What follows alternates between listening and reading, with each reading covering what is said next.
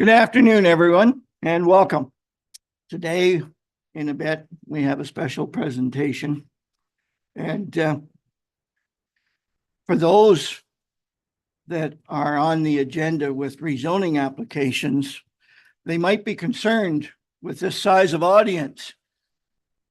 So what I would ask, just to sort of clear the air, for those of you who are here for the Senior of the Year presentation, would you please put up your hand right now so that those with the public applications can see that there's a lot of other business here taking place today. Again, good afternoon. I should like to call this meeting to order. We are sitting today as council, and I call this meeting to order exactly 1 p.m.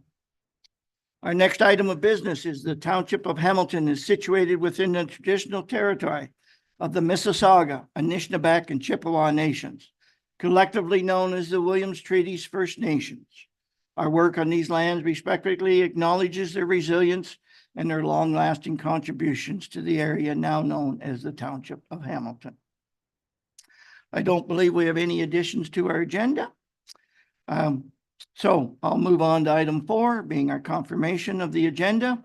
Prepared motion is that it's recommended to Council of the Corporation of Township of Hamilton enacts as follows: that the agenda for the regular council meeting held on June 18th, 2024 be approved. Could I have a mover and a seconder, please? Moved by Mark, second by John. Any questions or comments? All those in favor? Carried. Thank you. Item 5. Are there any declarations of pecuniary interest or general nature thereof today? Seeing none, that shall be recorded. Item 6 on our agenda. Question period on agenda items only. Do we have anyone online with us? Very well. Do we have any in the audience that would like to ask us a question about our agenda items?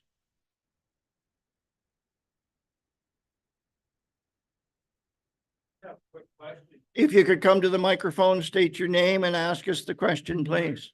All right, sorry about that. I have a question about the fencing situation when the houses go in and the what do you call it? All the houses get built, right? The fencing situation along the back of June Street. Okay, we will have an opportunity to be specific and ask that question at the time of that rezoning, which I believe would be more appropriate scheduling on that. Are you be able to stay with us until we get to that on our agenda? Absolutely. Okay, we'll put you on pause then until we get to that particular application. Okay, we'll move on. We'll move on to our presentation.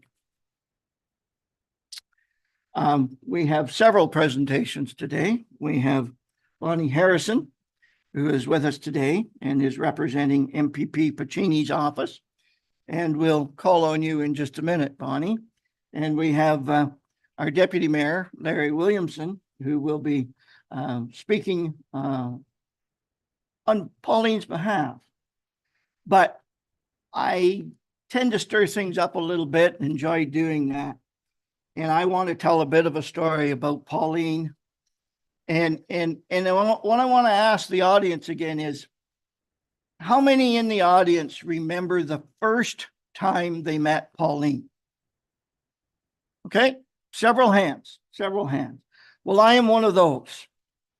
And my story probably goes back about 30 years, Pauline, and I don't know whether you would remember this or not, but I do quite well. I even remember some of the words that I said intentionally. And it was a day that I believe you and Lettice and Shirley had been to an open house to tour the county recycling facility. And you had stopped at the Centerton store, maybe to get a treat or a drink on your way home. And I was working in that area at that point in time, and I had just purchased gas. And the process was to pump your own gas and go in and pay at the cash. And I looked and I saw that Lettice had driven that day. And why I was able to establish that was because she had a very large car, Cadillac, if I remember, and a personalized license plate, something to the effect of Lettice on it. Mind you, I didn't know who was in the group, but I knew Lettice was there. And I stepped up to the cash register and I looked at a young lady across the counter and I raised my voice and I said, you know, my father thought that Earl Drope was a wonderful person, except for the fact that he was a Tory. Now, if any of you don't know who Earl Drope was, that was Pauline's father. Well, the lady behind the counter didn't know what to do with that, but the three sisters did. And Pauline was the first from around behind the counter, and she took into me up one side and down the other. And she took a bit of a breath and she said, who do you think you are? I said, well, I'm Scott Jibb. And she started into me again, as we all know Pauline can do. And she stopped again and she said, who was your father? And I said, well, my dad was Milton Jibb. And that took the wind out of her sails, because her next words were, your father and my father were the best of friends. And that is true. Pauline, our families go back more than one generation. And yes, there was a little conflict between two families at election time, but they did cooperate and they did get along. And we've had many conversations since. And I enjoy telling that story today, and I hope it isn't too offensive to you, but that is actually how I remember it happening. And in a few minutes after our presentations, you will get an opportunity to speak and correct anything that you haven't liked the sounds of, Pauline. Bonnie, could I call on you, please? And we have a podium set up with a microphone. We sometimes have some hiccups with that microphone, but if you don't attempt to use that microphone, we don't get it on tape. We don't get a very good record of it. So I'll just adjust it. Got that height deficit thing. are we good? Can we tell if that's on? We're working. Thanks, Bonnie. Please go ahead. Pauline, I just want to congratulate you on this huge achievement. Provincial Senior of the Year is not easy by any means. Your past and your history of what you have done is just unremarkable. David unfortunately couldn't be here today, but he asked me to come and present you with a couple of certificates. She come over? Yeah. David's written you a nice letter, and there's a certificate, congratulatory certificate for Senior of the Year. And then we also have one from the province of Ontario. Yeah, well, congratulations and thank you for all you've done and everything you continue to do. Okay, good. You're welcome.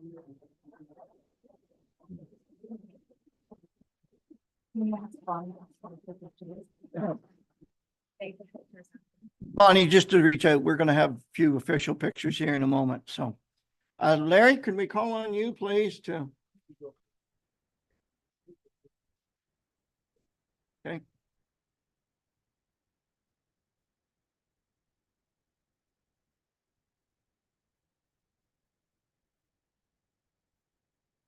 This way, we'll be able to look at you when I'm talking to you.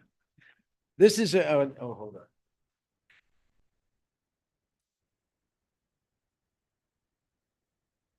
This is a little longer, okay?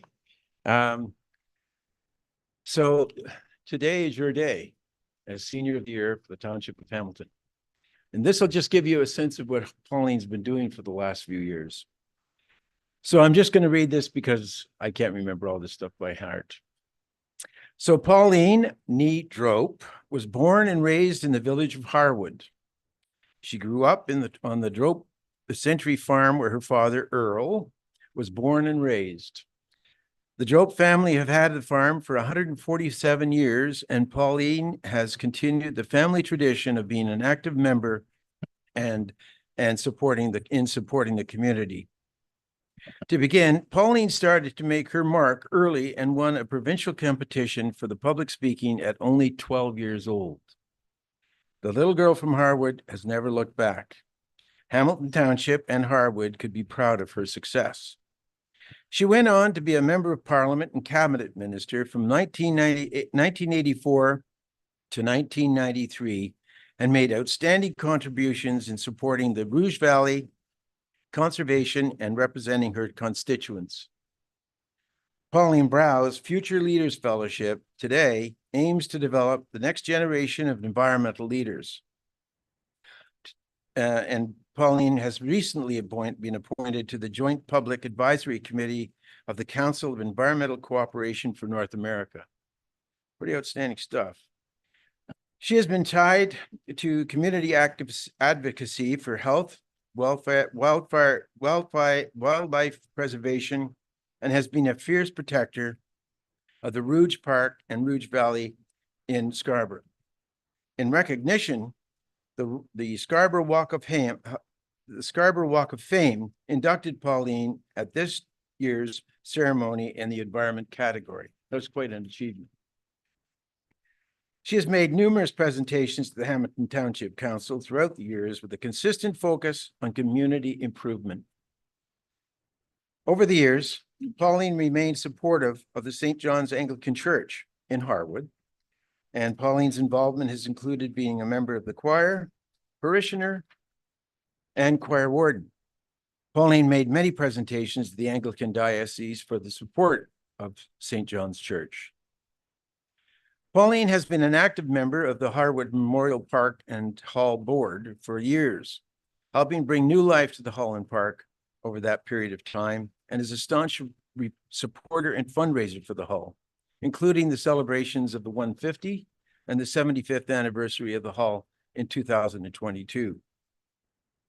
Pauline, as the chair of the Friends of the Harwood Waterfront, has led the group forward on many community involvement initiatives in partnership with the Hamilton Township and the Friends of the Harwood Waterfront Community Improvements, provided community improvements at the Harwood Dock, which included installation of dock lighting, a pavilion, picnic table, benches, trees, flowers, planting, exterior and interior changes to the dock washrooms, and regular beach cleanup, installation of the flagpole and Canadian flag. That's a lot of work you do. And it's not just with you, but with your other community members. Wonderful things you do. Now, Pauline continues to celebrate the legacy of the Drope Family Century Farm, along with her children, grandchildren, holding events at the farm, bringing people and family, longtime friends and neighbors in Harwood together. She continues to dedicate herself to the hamlet of Harwood and the township of Hamilton and her tireless community work. So on behalf, I'll get the mayor up here to present you with your awards. If we could have council just come up front, in front of our horseshoe here, it would be great. And Pauline, we'll ask you to join us. I'll just read this before they do all the presentations.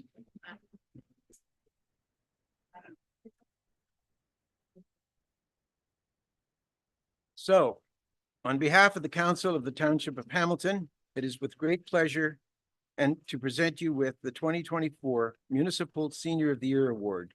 You have enriched many lives in our community through your tireless volunteer hours, and we thank you for your dedication and achievement, and for providing an example of excellence in which we as a community aspire.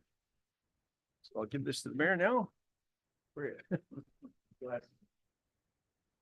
Pauline, on behalf of the township, we appreciate you, we enjoy you, and we congratulate you on this. I'll shake your hand very gently. Thank you And, and I'll hold this because we're gonna get a few pictures taken now.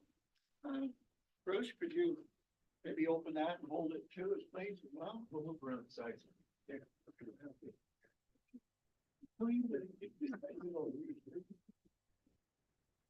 Okay.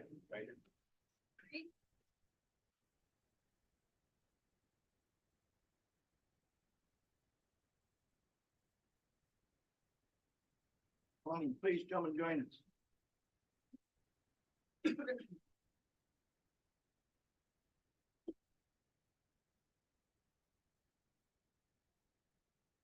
All looking in different directions. Some of these are gonna be okay and some of them not so much. Smile. 3, 2, 1. One last one, and then you guys go. Thank you.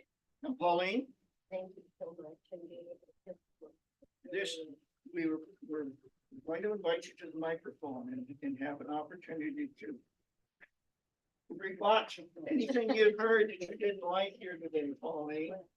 So feel free if you wish. We can take that. We got a family member right here. We can deal with that. Okay, so we'll just stand here and look innocent while you speak.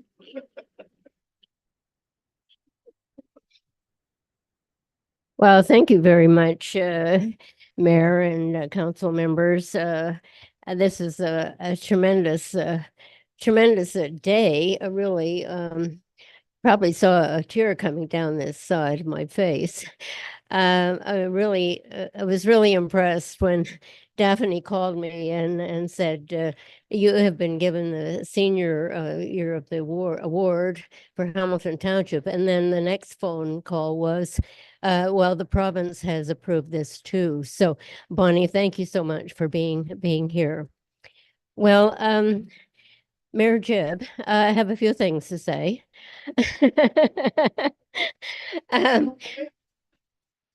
Yes, I do remember being in the Centerton store, and you probably wondered who Latisse was. Well, Latisse is my older sister, 15 years older. She was the boss of the family. And then my sister Shirley, she was there too, and neither one of them are with us now. But thank you for remembering that story. Politics is such fun, isn't it? You know, over the years, I've had a lot of fun in politics. If politics isn't fun, it's terrible. But you know, I don't really mind that people disagree with me, but I think it's important that we discuss things and discuss issues. And if people don't agree, that's okay too, because that's what democracy is really all about. And so, yes, our families have gone back a long way, Scott, and you know, we used to drive up the streets of Hamilton Township, and I told Scott that my most favorite street road in Hamilton Township. You probably got a favorite road in Hamilton Township, but my favorite road is McCrossan Road. Crossan Road. It's so beautiful. I hope you drive up through there because it's got this wonderful canopy of trees. And over the years, I've always been really keen about waterfronts and parks. And this is some of the things that I have been interested in. I guess it was probably instilled by my old family because they were interested in waterfront and parks also. But I do want to thank the council for this award, and thank you, Councillor Deputy Mayor Larry, for all those kind words that you have said. I now know why I'm so tired, because I did all that stuff. But it was the reason I'm standing here is because so many people work together on all of these projects.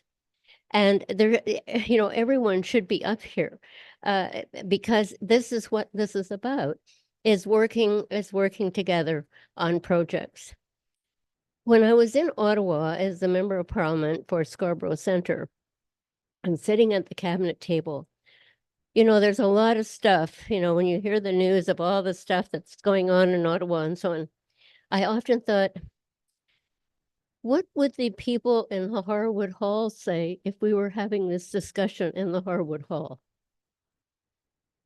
Because some of these issues didn't seem to make a whole lot of sense because it didn't really relate to the people that I knew and where I grew up. I was very fortunate to be able to grow up in Harwood. I'm probably the only person that's in Hamilton Township now that was actually born in Harwood. My mother refused to go to the hospital. And so I was born actually in our Century Farm. My sister Letice was also born there. My sister Shirley, she was born in the Coburg Hospital, so we always called her the princess because she had to go to the hospital. But we were born in the farmhouse. And but you know, growing up in Harwood is a wonderful place. The baseball games were so much fun. And this year, sorry, next year is the 100th anniversary of the Harwood Memorial Park. And it was established because after the First World War, which my father was a veteran of the First World War, the people by the name of Campbell donated the land of the park as a memorial to the persons who fought in the First World War. And there were 9 people, 9 men from Harwood that were killed in the First World War. And you imagine, Harwood isn't that big, but 9 people, 9 men lost their lives on the First World War. And so the park is established as the memorial park for those persons who served in the First World War. So I hope that next year you will make your way to Harwood for that big memorial service. I've had a really chance to talk about a lot of environmental issues. Environmental issues in Harwood with the waterfront. It's been great to work with the Friends of the Harwood Waterfront, and many are here today. Then I'm also on the board of the Waterfront Regeneration Trust, which is the trail that goes around Lake Ontario. And that was started by the Honorable David Crombie, may you know. And now what we are doing is not only do we have a trail around Lake Ontario, and we're working with the United States, they've got one on the south side of Lake Ontario, but now we are on Lake Erie, up on Georgian Bay, around Lake Huron. And as we are here today, we are working with the municipalities on Lake Superior. So we'll be able to take a bike, take a walk in different parts of the Great Lakes. So it's the whole Great Lakes in terms of how we can have trails around all of the Great Lakes, which I'm really quite excited about. And then when the free trade agreement was established back in the late 80s, one of the things that was really of a concern is with the United States, Mexico, and Canada, that this was going to be somehow our environmental regulations were going to go to the lowest common denominator to Mexico. And so one thing that was established was the environmental cooperation of the three countries. And so we had I had a chance to be one of the Canadian representatives on this, that we were able to work with the regulations, both the United States and Mexico, in order to be established that nothing was going to be demoted because of that free trade agreement. So maybe you can Google that environmental protection and cooperation of the three. It's very much ongoing. Some really interesting projects that are taking place. But nothing beats Harwood. Nothing beats being able to be at home.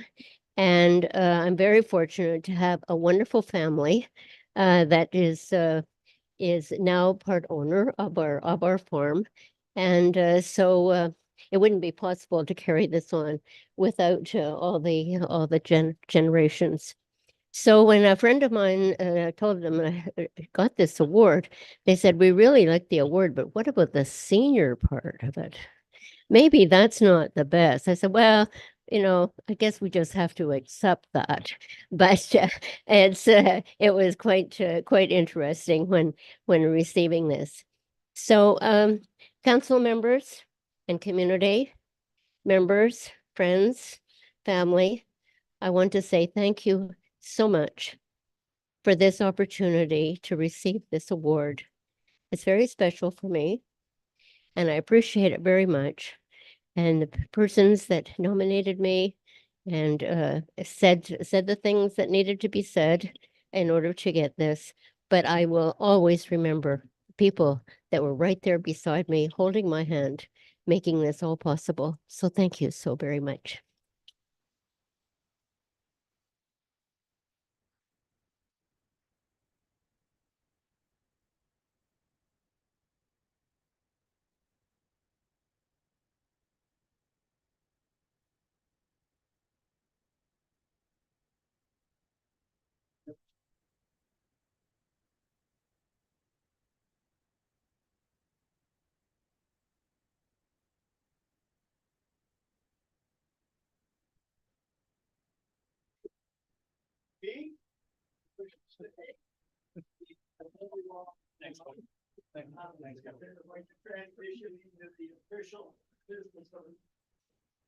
Enjoy.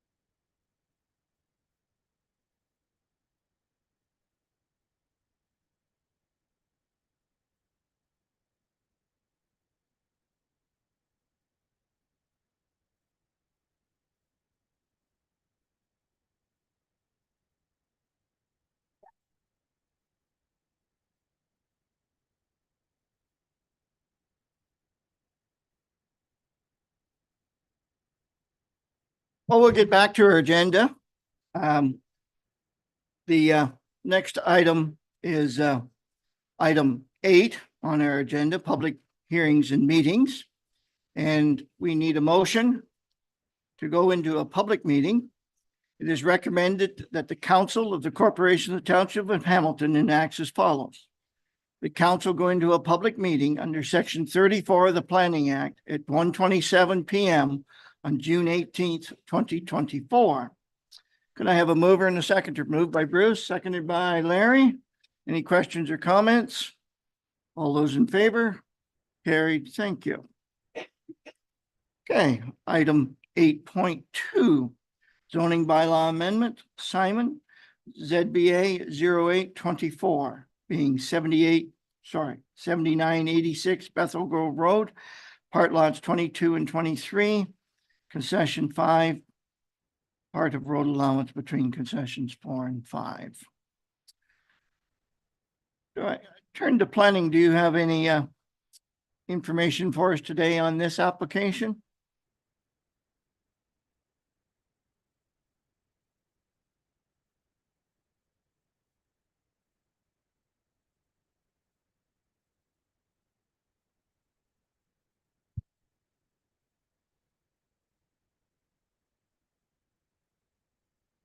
For you, Mayor Jib.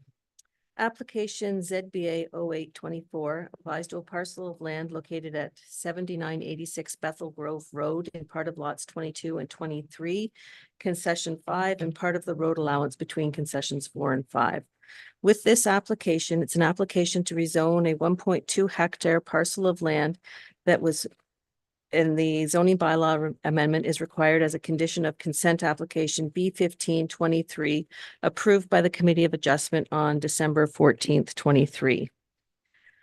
So the Committee of Adjustment conditionally approved the severance, and the severance requires a zoning bylaw amendment because the subject property does not comply with the marginal agriculture zone provisions that apply to the property at this point in time. So they have applied to rezone the 1.2 hectare conditionally approved severed lot to the rural residential zone. So the property in its entirety is about 4 hectares, and it's located on the east side of Mulder Road near Bethel Grove Road. The subject property slopes up from Mulder Road and is developed with a single detached dwelling, storage building, and a gazebo, all clustered in the southern portion of the property at the top of the hill. The conditionally approved 1.2 hectare severed lot is currently vacant, and there are no buildings on it.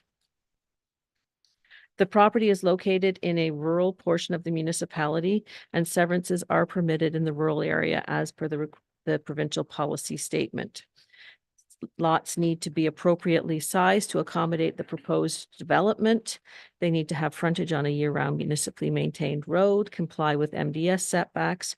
And during the review of the consent application, it was demonstrated that the conditionally approved severed lot does comply with the provincial policy statement.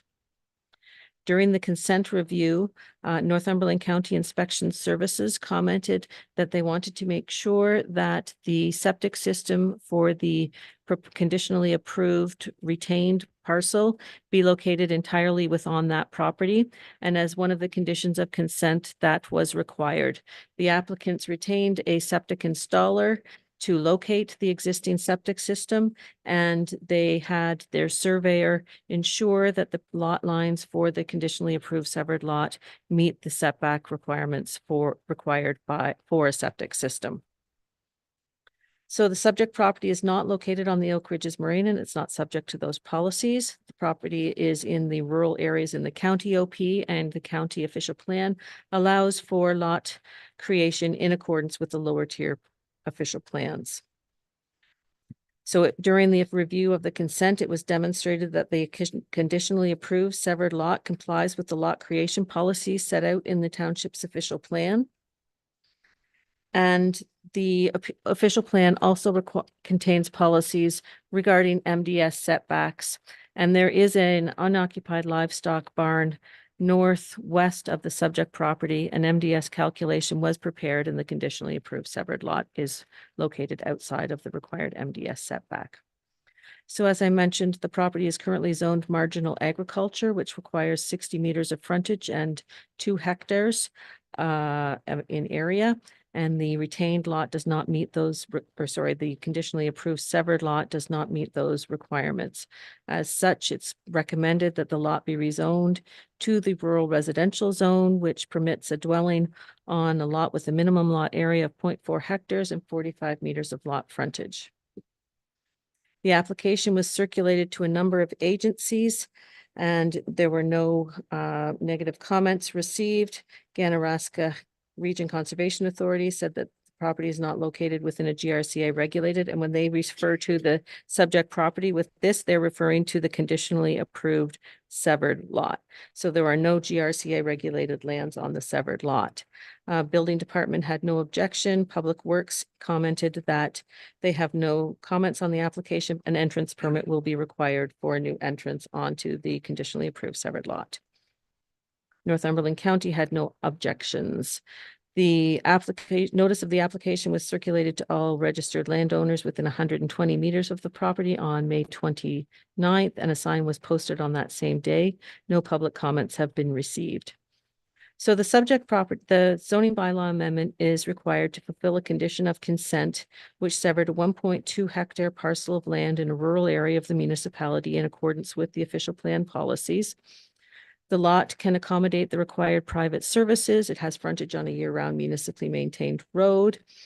So it is, and the one comment during the consent review about the separation distance between the septic system and the proposed lot has been accommodated. So the recommendation is that the application be approved because the application is consistent with the provincial policy statement, complies with the growth plan for the Greater Golden Horseshoe, and maintains the intent of both the Northumberland County and Hamilton Township official plans. Thank you, Jennifer. I'll turn to the audience. I don't know whether our applicant is with us today or not. Yes, I'm sorry, the applicant is here today. Okay, thank you. I will come back to the applicant in a moment. Is there anyone in the audience in support of this application above and beyond the applicant? Is there anyone in the audience that is opposed to this application?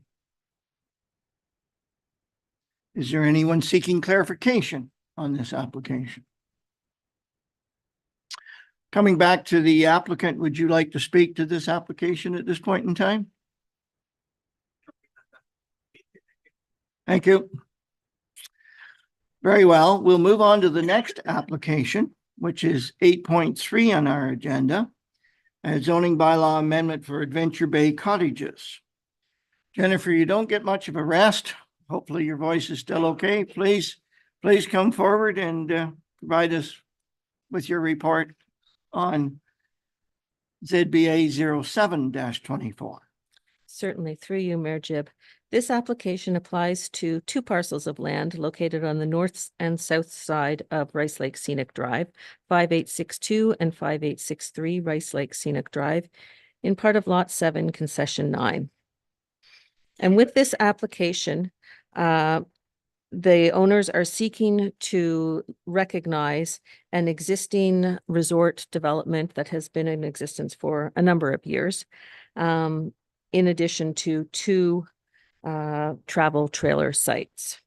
So the property was purchased by the existing owner in 2020, and at that time it was their understanding that the existing commercial use was permitted, but they later learned that the northern property is zoned waterfront residential and the southern property is zoned rural residential. At that time, staff confirmed that the existing uses were legal non-conforming uses and that the existing structures are legal non-conforming structures. And that is, the existing structures were legal non-conforming. The owner submitted this application for a zoning bylaw amendment, seeking to recognize the existing legal non-conforming use and structures and permit two travel trailer sites, including decking on the northern property. So currently the property, it's divided into two parcels, north and south side of Rice Lake Scenic Drive. On the north side of Rice Lake Scenic Drive, it's developed with an office, store facility, a cottage, an accessory structure, docking facilities, and the two newly created travel trailer sites.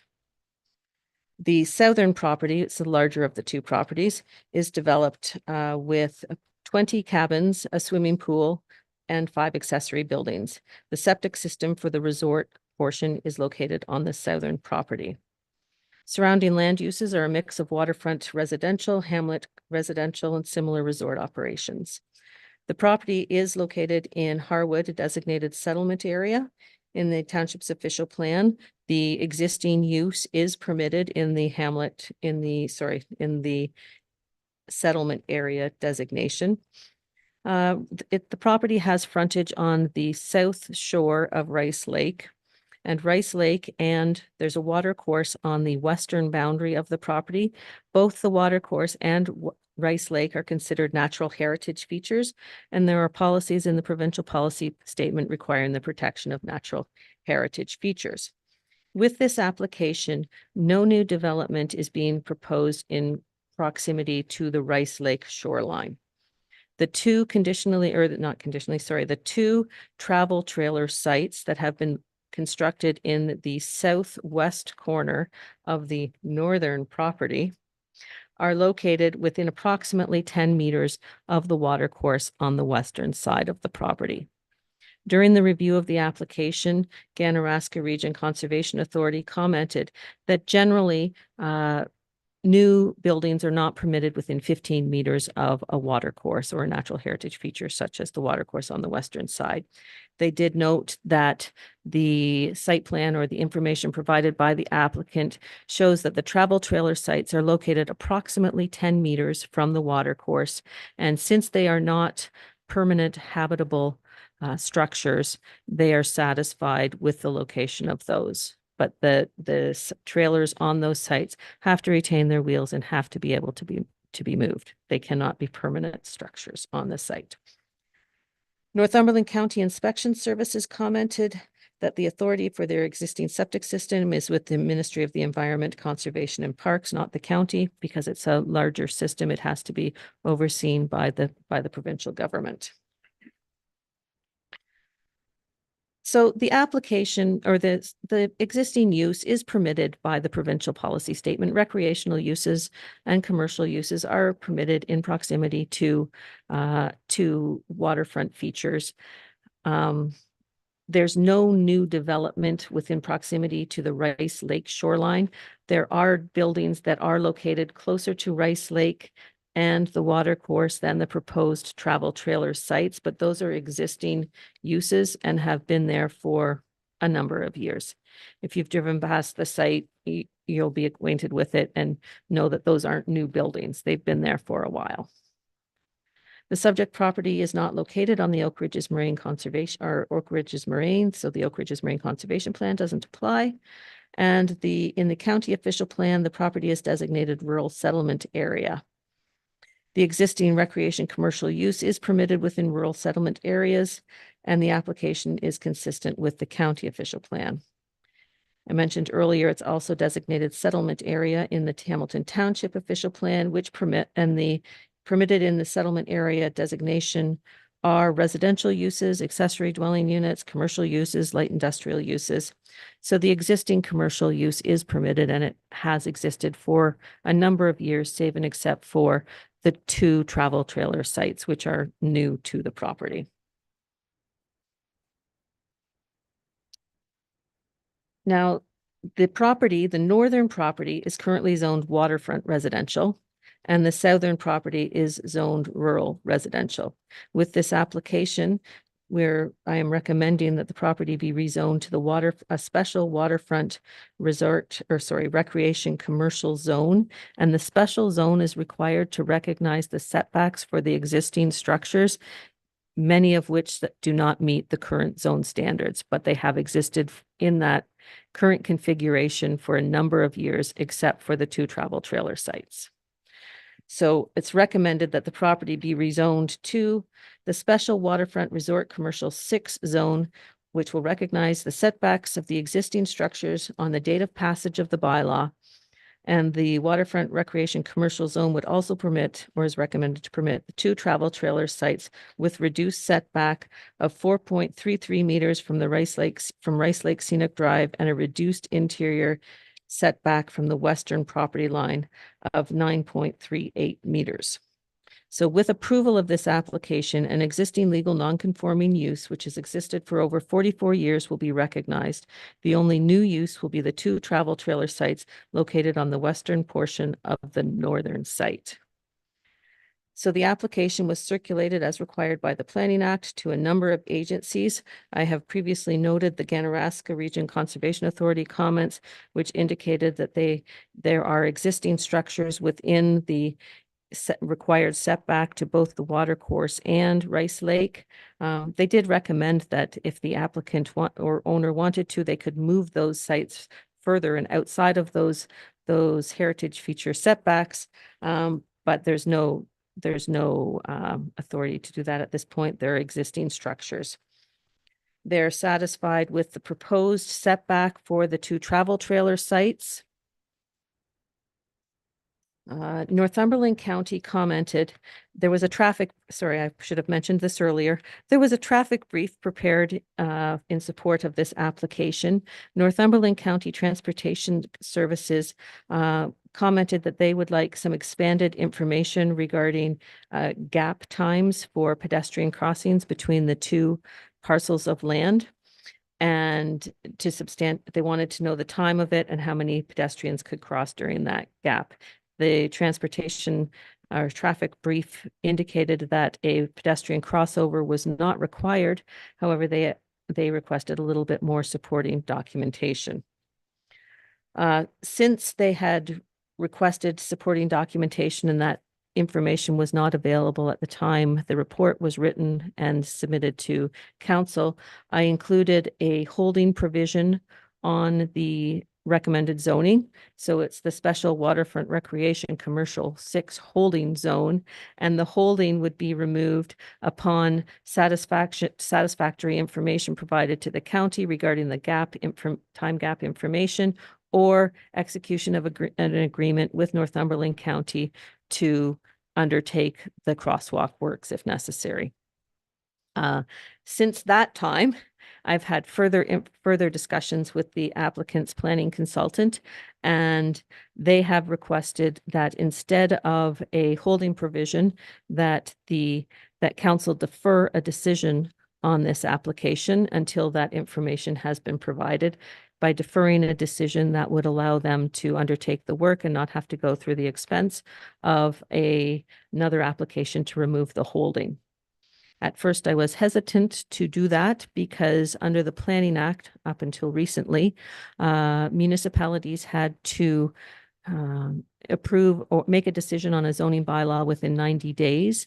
And if they didn't, we had to start, there's a tiered chart basically for the refund of application fees. However, with Bill 185 that was approved by the provincial government, that portion of the Planning Act has been changed. And if a decision is not made prior to the approval of Bill 185, then we no longer have to refund their fees. So we have confirmation from the applicant's solicitor that a fee refund is not required if we defer a decision and pull it forward to the July meeting. So that's a little aside. So the planning analysis is that this zoning bylaw will recommend a legal non-conforming use that has existed for over 44 years. The property was just incorrectly zoned and it didn't reflect the current use. The waterfront recreation commercial zone will accurately reflect what is going on the property, and it will also permit the 2 travel trailer sites that they have constructed. So the application or the recommendation contained in the report is that the bylaw be approved with the holding provision. However, the applicant's planning consultant is here, and I believe they will probably be requesting a deferral of the decision at this point in time, and I have no problem with a deferral of the decision. It doesn't put the municipality in a difficult position with respect to the application fee refund.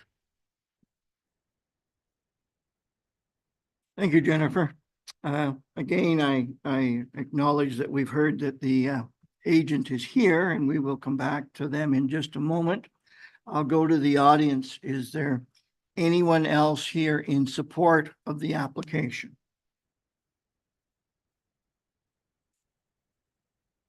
Please, would you like to come to the microphone and state your name and address, as well as any comments you wish to provide? My name is Frank Chen, and I live at the 7853 Red Stick Scenic Drive, and I've been neighbor overlooking the cottage for 3 owners. And I find that they are doing a wonderful job and revitalize the local economy and provide revenue for the township government. So I think, personally, I think it's a very good thing for the economy of the city. And other code, I'm not quite familiar with, but I think the new owner of the cottage has done a lot of a good job, invest a lot, and turn the whole lot into a garden of flower and attract a lot of visitors, which is good.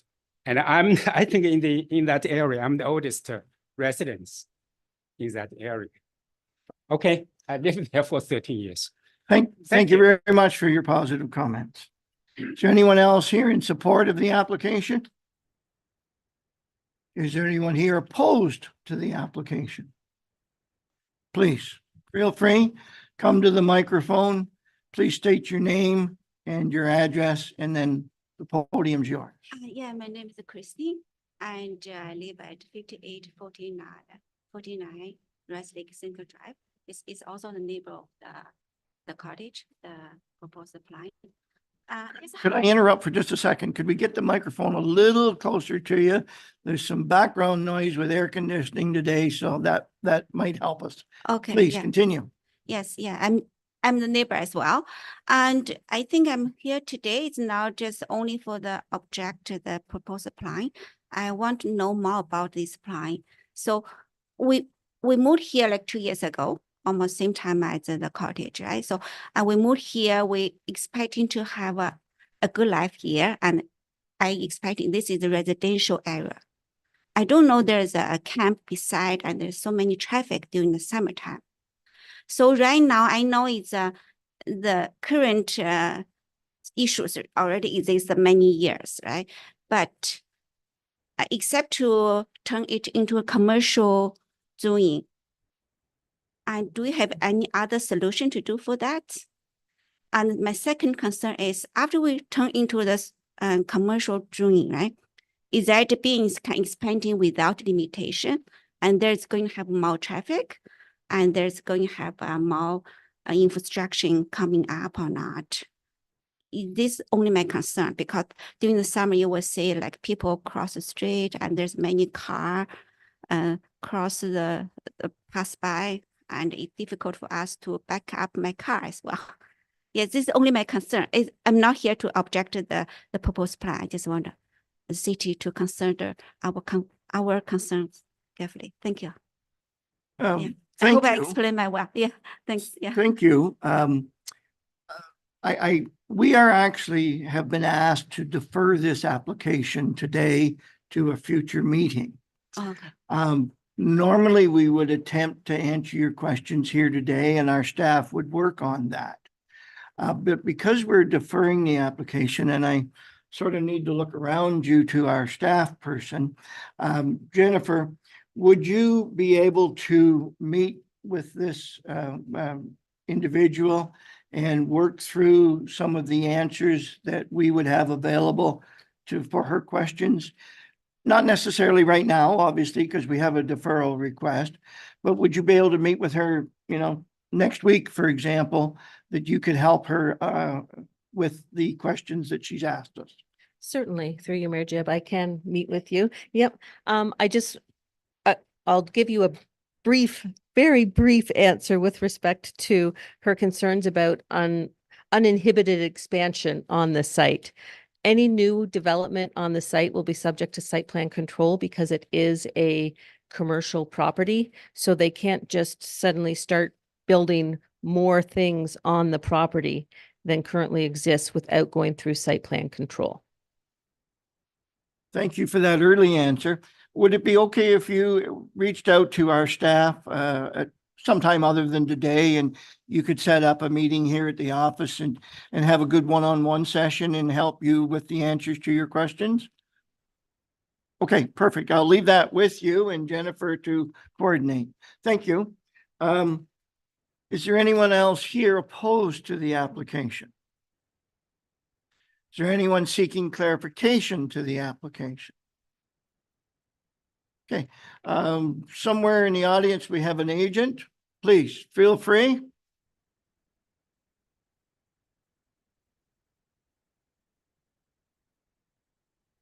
Thank you. Good afternoon, Mr. Mayor, members of council. My name is Marnie Saunders. I am a senior planner with DM Wills Associates in Peterborough, and I am acting as the applicant on behalf of the landowner for this application. As staff have already outlined, the application is proposing to rezone the subject properties from rural residential and waterfront residential to the specific or special waterfront commercial resort zoning that will recognize the legal non-conforming use of the existing use of the property, as well as permit those 2 additional trailer sites. We have been working very closely with staff. We appreciate all their effort and time on this application.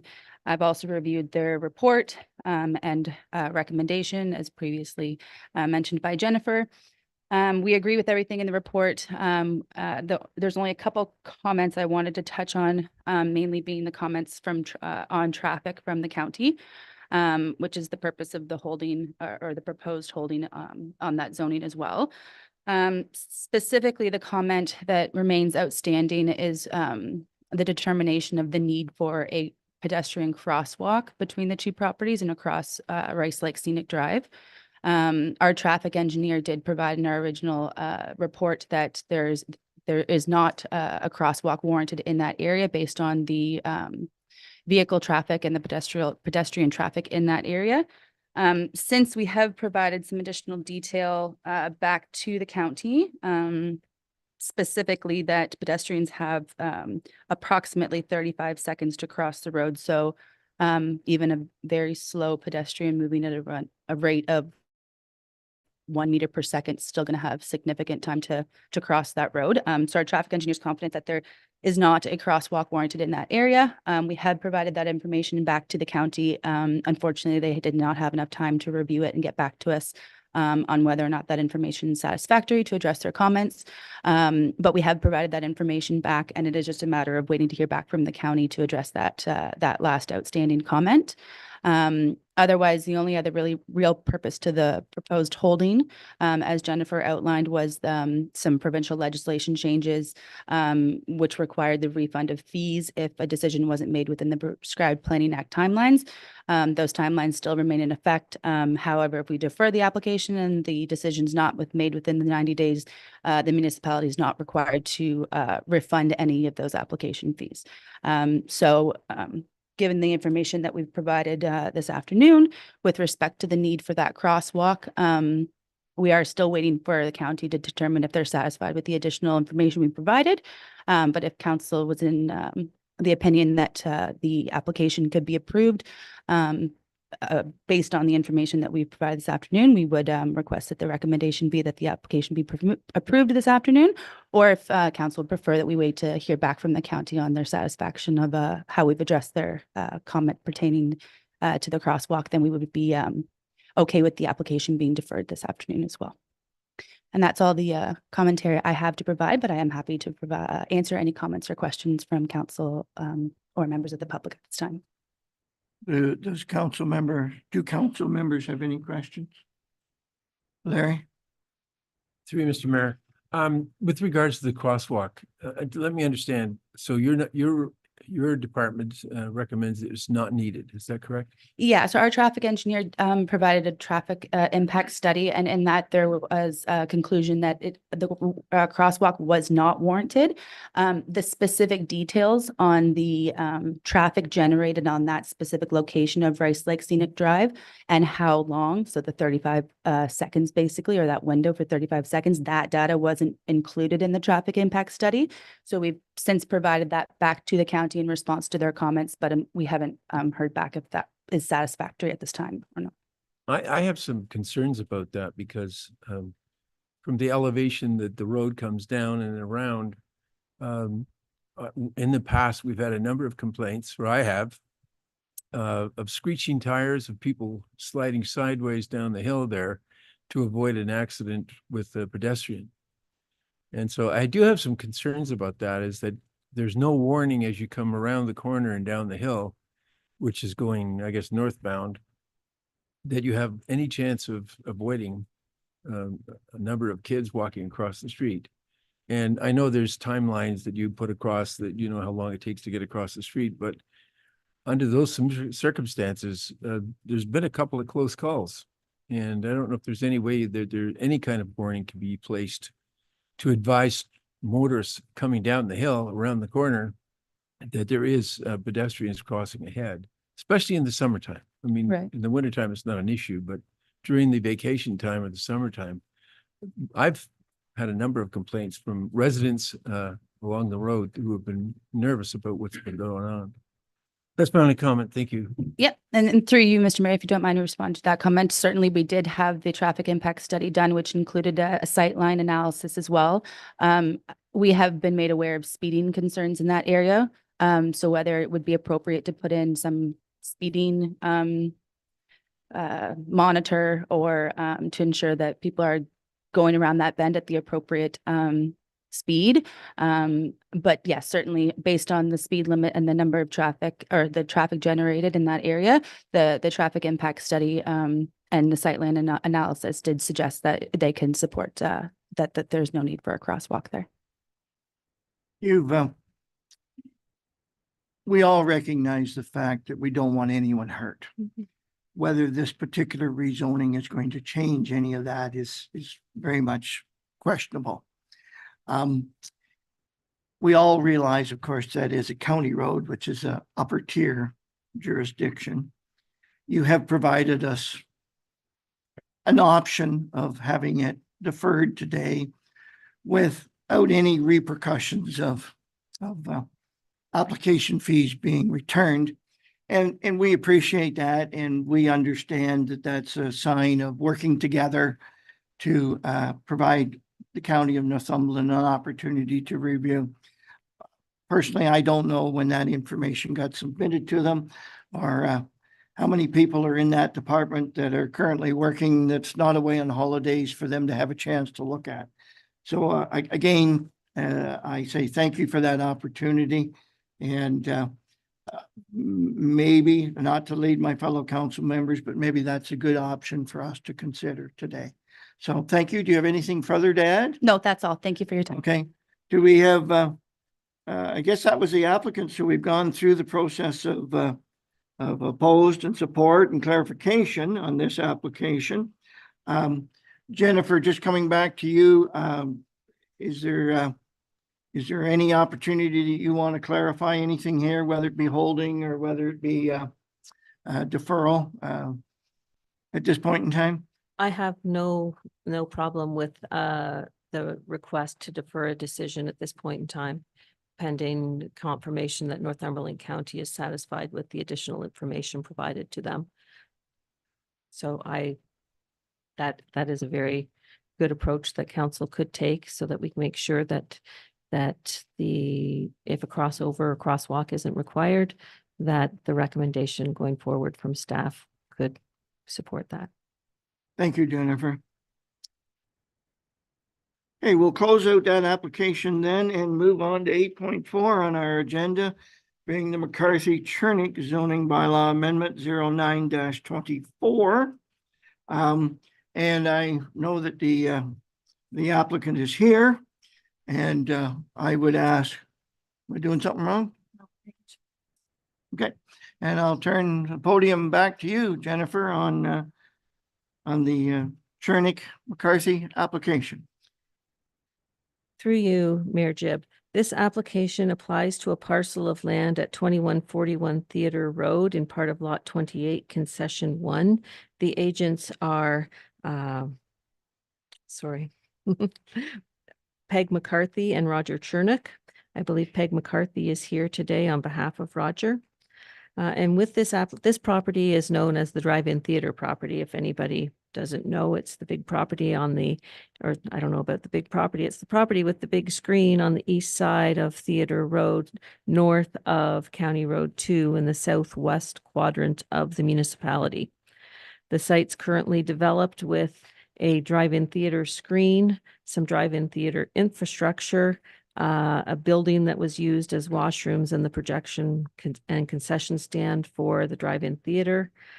I'm not certain exactly when the drive-in theater ceased to operate. It has operated intermittently over the past few years, but it's my understanding that it's no longer operating at all, and I'm not sure whether it operated last year. So this application, the property is 3.7 hectares. And the applicants are applying to permit a contractor's yard on the property. It would include the contractor's yard, storage of bins, construction trucks and equipment, and an administration building and sort of a garage facility for the operation. Surrounding land uses are almost exclusively agricultural. There's large tracts of agricultural land that are actively being cultivated with cash crops. There's a commercial self-storage building at the northeast intersection of County Road 2 and Theater Road. There are 2 residential lots immediately north of that facility, and there's another commercial operation on County Road 2, just southeast of the subject property. This property is designated agriculture in the township's official plan. Under the provincial policy statement, uses permitted on agricultural lands are agricultural uses, agricultural related uses, and on-farm diversified uses. The existing drive-in theater would not be permitted under those policies at this point in time, but it has existed since, I believe it was the early 60s that it's been a drive-in theater. It's been quite a while. I remember going there when I was young, and that was a really long time ago. So I don't want to date myself, but it's been there for a while. There's no natural heritage features or natural hazard features on the property. A portion of the prospective owners or the applicant's business is land clearing, some of which is used by agricultural or farmers to clear agricultural land. That component of the operation could be considered an agriculture-related operation because they do land clearing. That's not their entire business, but it is a component of it. So while the property currently a commercial use such as the drive-in theater would not be permitted under the provincial policy statement, the principle of a commercial use has been established on the property, and it would be unrealistic to expect that land to go back into agriculture at this point in time. It's been a commercial operation for a number of years, and it is zoned to permit rural highway commercial uses. The property is not located on the Oak Ridges Marine Conservation Plan. The property is designated agricultural areas in the county official plan. And the county recognizes that the county official plan recognizes that certain land uses within agricultural designation have received previous approval for non-agricultural land uses. And that is the case with this property. So permitted uses on agricultural lands in the agricultural designation in the Hamilton Township's official plan are agriculture related, commercial uses, value-added agricultural product uses, farm operations, secondary uses, home industries, agritourism. But the principle of a non-agriculture related use has been established on the property with the current zoning, which permits a drive-in theater. The applicants are applying to permit a contractor's yard with the storage of bins, construction trucks, equipment, and accessory buildings. It's a local business that amongst its services includes land clearing and brushing, which is used by the agricultural community. The subject property is large enough to accommodate the proposed use. Site plan approval will be required prior to the construction of a new building on the property and demolition of the existing building. During site plan review, surfacing, grading, parking, setbacks, and buffering will be reviewed to ensure compatibility with surrounding agricultural uses. The property is currently zoned Special Rural Highway Commercial 3 zone, which permits a drive-in theater. A contractor's yard is actually permitted in the Rural Highway Commercial zone, but the wording of the zoning, the special zoning on the property, it permits just a drive-in theater at this point in time. So in the current zoning, which is the rural highway commercial, if it was just rural highway commercial, we wouldn't have to apply for, they wouldn't have to apply for a zoning bylaw amendment. But because it's the special zone that permits just the drive-in theater, they're required to do a zoning bylaw amendment. The application was circulated to all of the required agencies, and nobody had concerns except the Township of Hamilton Public Works Department commented that they do have concerns regarding the proposal and possible traffic impacts. While the property is currently a commercial property, it was previously used only on weekends, and with the proposed zoning bylaw, impacts on traffic have not been reviewed and should be done so to determine if improvements will be required, such as turning lanes, a wider entrance, etc. Those items can be dealt with through site plan control. When we go through site plan control, we can ask for traffic. We can look at the entrance. With respect to traffic impact, the property in its history has been used as a drive-in theater with, I don't know if people here have recollections of the cars parked up Theater Road, but there could be 100 cars up Theater Road some nights for drive-in theaters. Now, those are not the heavy equipment associated with the contractor's yard, but there was at its time quite a volume of traffic going into that facility. The application was circulated to all owners of land within 120 meters of the property on May 29th, and a sign was posted. No public comments have been received. So the recommendation is that the zoning bylaw amendment be approved. I've spoken to the applicant about the requirement for site plan control. They are aware that development of the site will require site plan control, and we will be looking at traffic and issues at that point in time also. I must say that when Public Works Department reviewed the application, all they saw was contractor's yard, and they didn't have details on how many trucks would be going to and from the site, and that will all be discussed during site plan control also. So the recommendation is that the application be approved. And the applicant is here. And I believe if you would like to ask them some questions, they're welcome. Thank you, Jennifer. We'll go through the process. Yes, I recognize the applicant. We'll be back in a moment here if you wish to speak or answer any questions. Is there anyone here other than the applicant that's in support of this application? Is there anyone here in opposition to this application? Is there anyone seeking clarification on this application?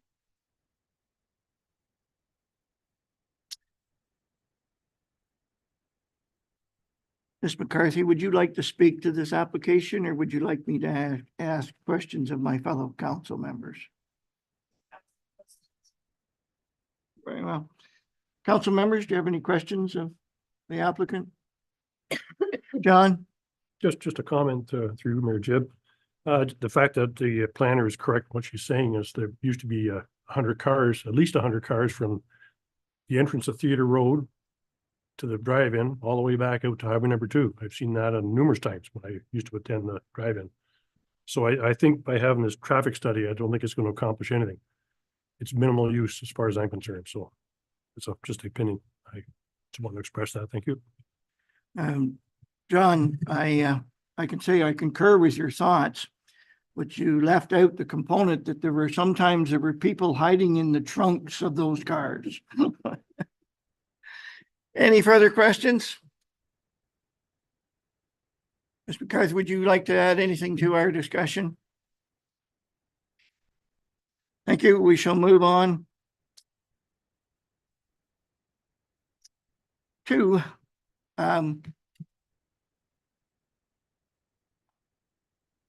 our application on June Court Estates, application for subdivision approval. Subdivision 01-24. Jennifer. Through you, Mayor Jib. This is an application for draft plan of subdivision that was submitted to both Northumberland County and Hamilton Township. Northumberland County is the approval authority for subdivisions within Hamilton Township, and County Council is ultimately the body that approves an application for draft plan approval. However, as a lower tier municipality, public input is often solicited from our residents with respect to this type of application. So this application is an application to approve an 8-lot residential subdivision with an internal road, 1 block for stormwater management facilities on a parcel of land located at 1200 Ontario Street and part of lots 18 and concession 1, Hamilton Township. The property is located immediately north of Highway 401 at Ontario Street, and it's currently vacant at this point in time, has been forever, I believe. So June Street is the northern property boundary, and Ontario Street is the western property boundary, with 401 being Ontario Street being the western property boundary, 401 being the southern property boundary, and June Avenue being the northern property boundary. There is a water course on the eastern portion of the property. It's a 7.53 hectare property in the June Avenue settlement area. Subdivision access would be via a new municipal road off June Avenue. A stormwater management pond would be located on the western side of the property, and lots would be serviced with municipal water through Lucy Lakefront Utility Services, Inc. and private septic.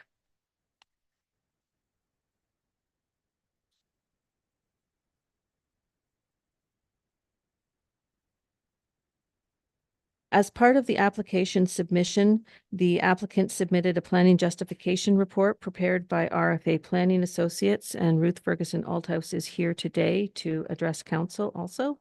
They also prepared a noise impact study, a functional servicing report prepared by Engage Engineering, a functional stormwater management report prepared by Engage Engineering, environmental impact study prepared by Cambium, a geotechnical investigation prepared by GHD, and a stage 1 and stage 2 archaeological assessment. The township circulated the application supporting documentation to AECom, which is our municipal engineer, for their review. Jim Teefee, on behalf of AECom, reviewed the application. He raised a couple of issues that the municipality may want to consider, whether we want sidewalks within on the internal road, which culminates in a cul-de-sac, and he also recommended perhaps a pedestrian walkway through to Ontario Street, sort of by the stormwater management block. So somebody could, instead of walking out to June Avenue, they could walk through and out to Ontario Street. So those are things to consider. He also wanted the municipality to consider whether they'd like a block of land for trail purposes through the environmental lands to the east of the development, or on the eastern portion of the development. It's my understanding, I wasn't here when the initial pre-consultation took place for this development, that parkland was not requested at that point in time, because there is a park in the existing subdivision just north of the subject lands. So there is a neighborhood park at this point in time.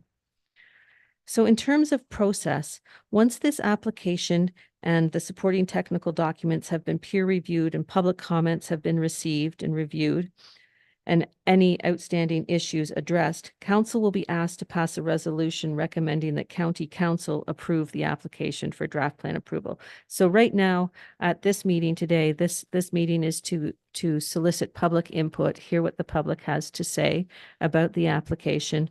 No decision is being requested of council at this point in time. It's just an opportunity to get public comments. When an application receives draft plan approval, it receives its draft plan approval, and it has many conditions, like an application for consent has conditions. A subdivision approval has a lot more conditions. And those conditions have to be addressed before final approval. And the conditions typically include things like detailed engineering design, agency circulations, agency sign-offs, and the execution of a subdivision agreement. The property is currently zoned marginal agriculture with the environmentally sensitive areas overlay. So a zoning bylaw amendment will be required for the property, and that would be one of the conditions of consent, that the property be rezoned. The development was designed to meet the urban residential first density zone provisions, except for one lot, which I believe has a reduced frontage. Other than that, they would comply with the UR1 zone provisions.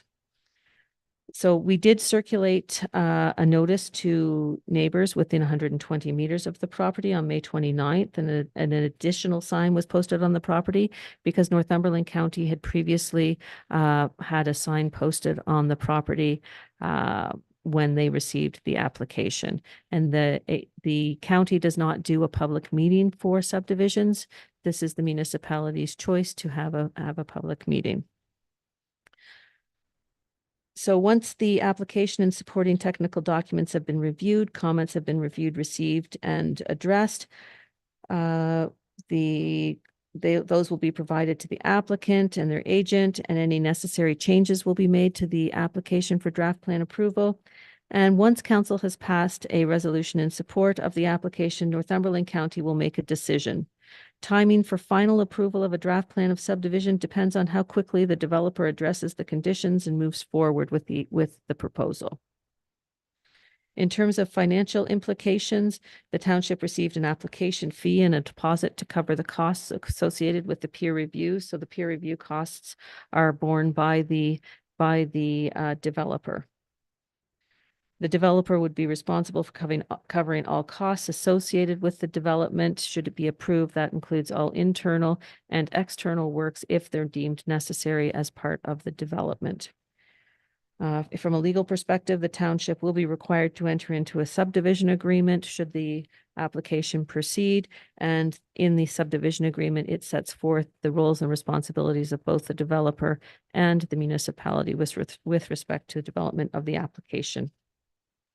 So the developer's agent is here, Ruth from Ruth Ferguson, RFA Planning. And I believe there are a number of residents in the audience also. Thank you, Jennifer. And to our audience members, we've just heard that there's no decision here today. This is an opportunity to ask questions, to have input. Some of those questions may be very technical in nature that we can't answer today. And that's part and parcel of the process that we will seek out those answers and get back to you.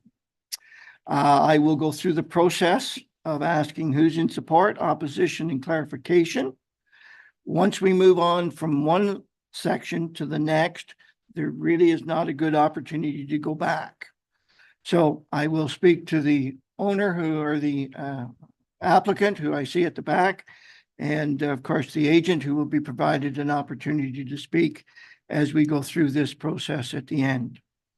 So I'll turn to the audience members and ask, is there anyone here in support of the application that would like to speak? Is there anyone here in opposition to the application that would like to speak? I'm just going to say, first hand up, please come to the podium. Process is state your name, state your address, and the podium is yours. Good afternoon, Judy Sherwin, 4 June Avenue, Cobourg. In opposition to the proposed plan for the subdivision June Court Estates.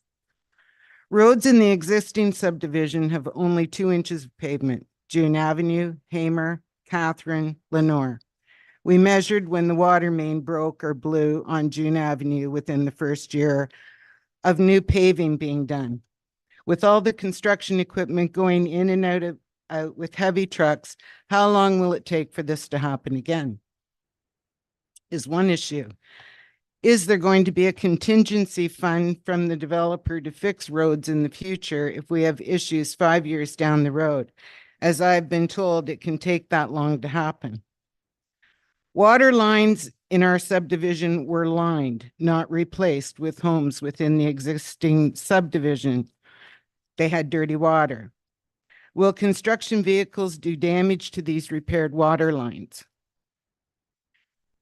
One entrance, one exit at the top of a hill and across from Butterfield Park, where the neighborhood kids use the playground and tennis courts. The green space, is there a need for the, green space being destroyed, wildlife being displaced, more Highway 401 noise for the residents of our subdivision? Why is there a need for a stormwater catch basin or pond? Why 8 executive homes with septic tanks and town water instead of affordable housing such as a 4-plex, townhomes, or condo units similar to the ones on Birchwood Trail in Cobourg by the same developer? Speed is a factor on June Avenue. It's an accident waiting to happen at the opening of the proposed subdivision. Has a counter been installed to count traffic on June Avenue? There was, we've just received some information from someone that we didn't have any traffic study done on the subdivision, and it's bad. I don't know if you guys are aware of where where the entrance to this is going to be is on top of a hill, and it's dangerous. I welcome you to come out. Will there be enough parking within the subdivision for those executive homes that have more than 2 cars? How many times do we go through subdivisions now? People have their families moving back home because they can't afford to buy a house. So now we've got 3 and 4 cars and they're parked in the bottom of a driveway or on the side of a road. Has the fire department and emergency services looked at the plan for accessibility?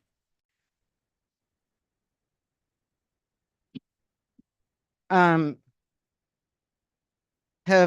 they seen the proposed plan so they can voice any of their concerns? And if they have seen the plan, were there any concerns or recommendations from them? One thing I did notice in some of this information that we got was that the road going into the subdivision, which will come off of June Avenue, is 20 meters wide, because that's all that it can be.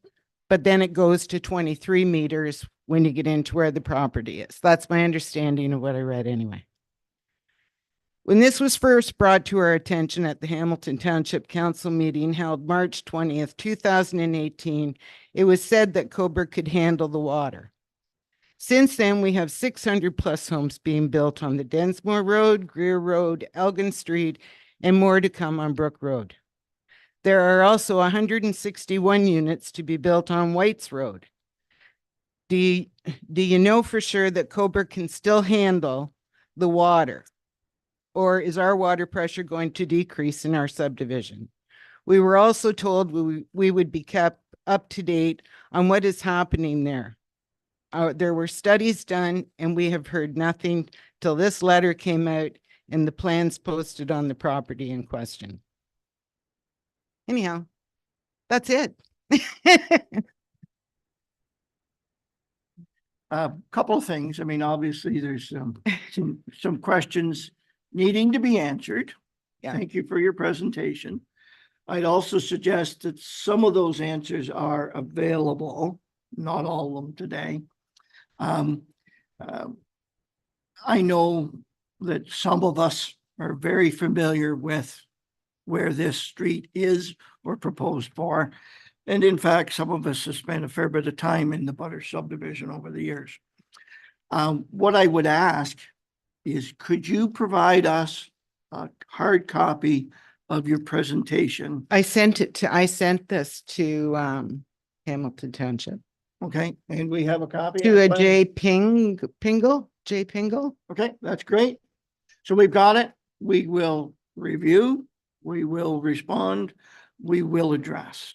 One other thing while I'm thinking about it, Mr. Flindle was the owner of the property that was there, and he had a clearing done in the back where he wanted to build his dream home and retire in it. And the entrance was the same way, and it was beautiful.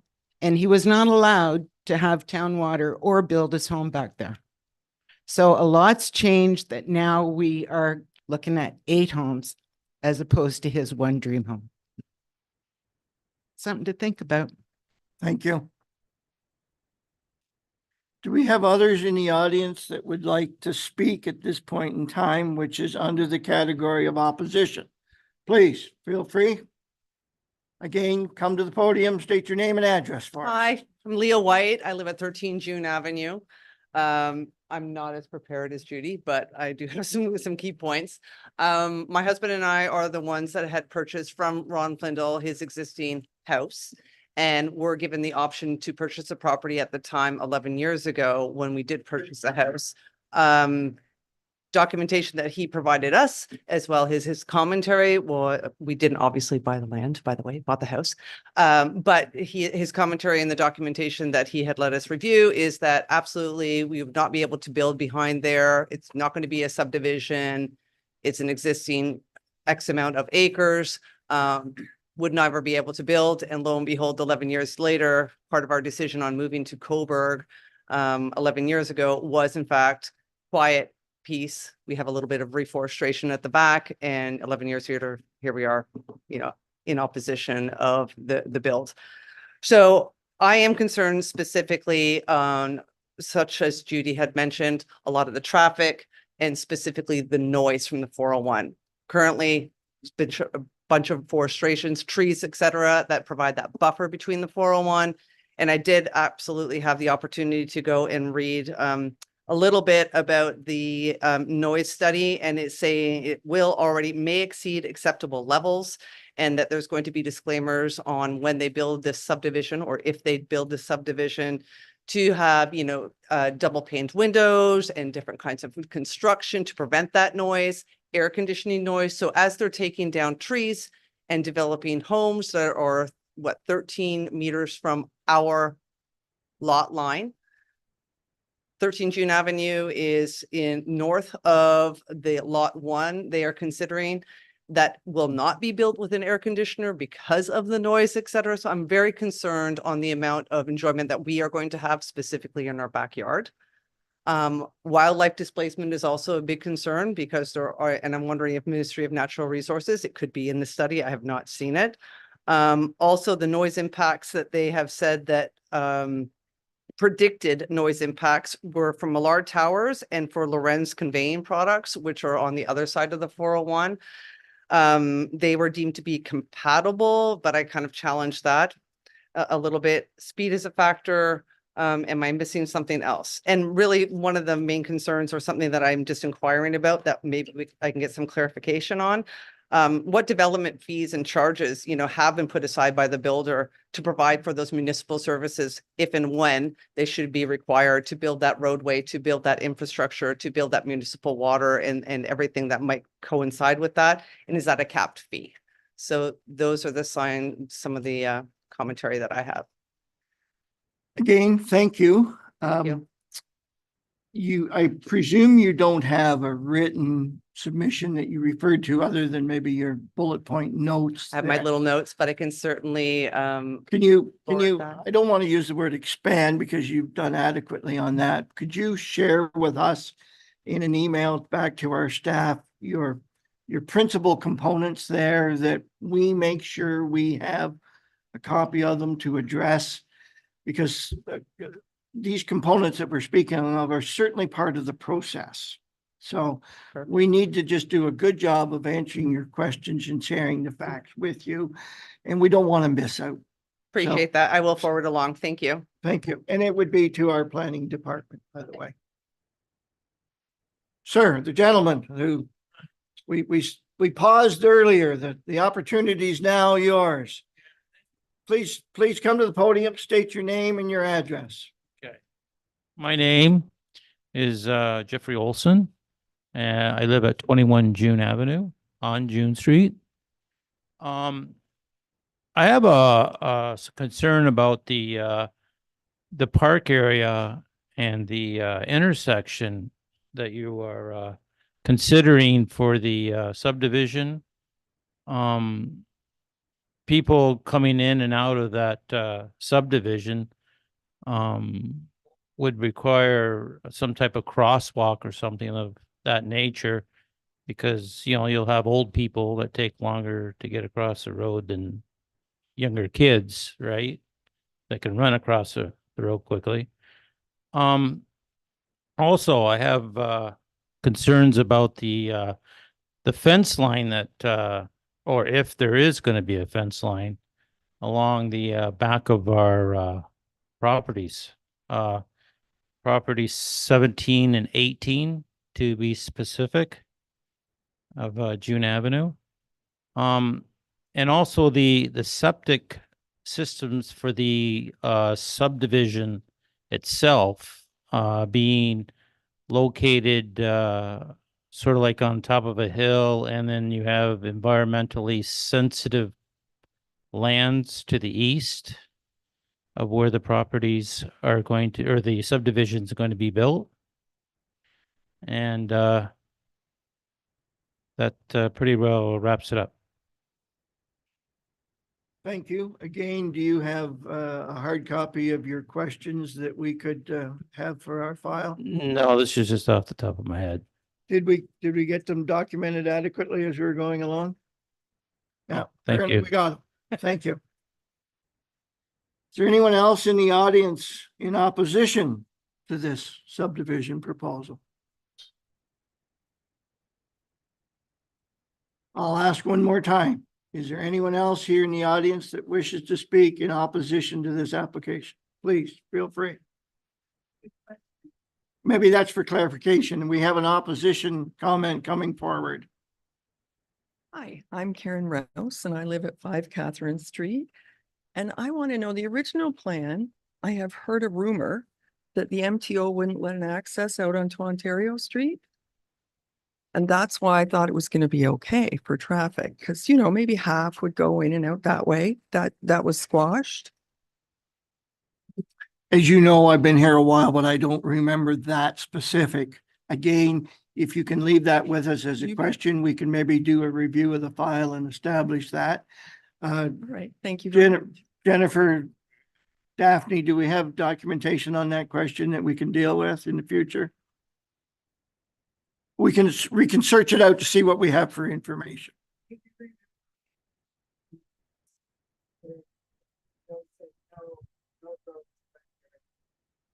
Okay, well, we'll do a review and answer the questions. Again, I believe we had we'll move on to those seeking clarification here. Do we have anyone in the audience that would like to seek clarification on the application? Sir, please come forward, state your name and address to the podium.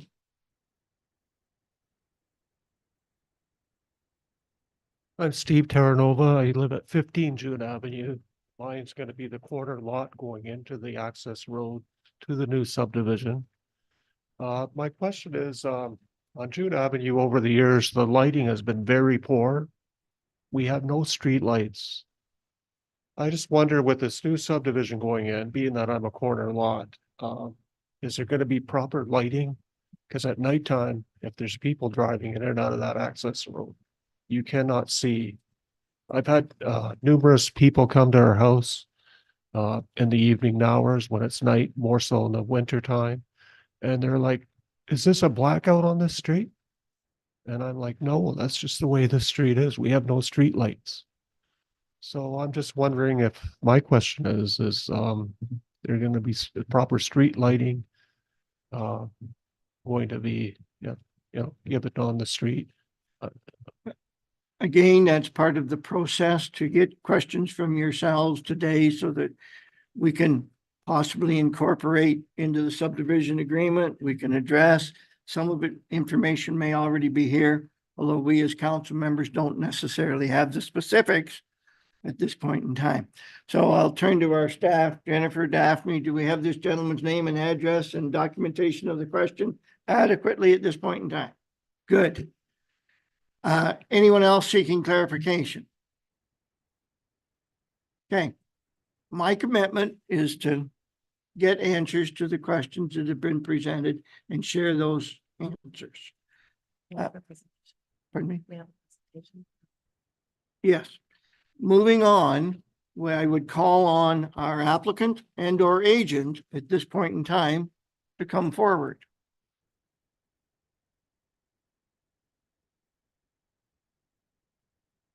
And as you heard me say many times, Ruth, please state your name and your association. Good afternoon, Mayor Jibb and members of council and staff. My name is Ruth Ferguson Altos. I'm the president of RFA Planning Consultant. And I have a very brief presentation that may answer some of the questions, but I would also point out this is an information meeting so that we can get the input from the community, and the county and the township takes that information and those questions back and brings it forward back to council in a comprehensive report. So in any event, I thought I could perhaps very briefly go through the presentation. Jennifer has covered some of the items. And as we move through it, perhaps I'm able to address some of the questions as we go along. Thank you.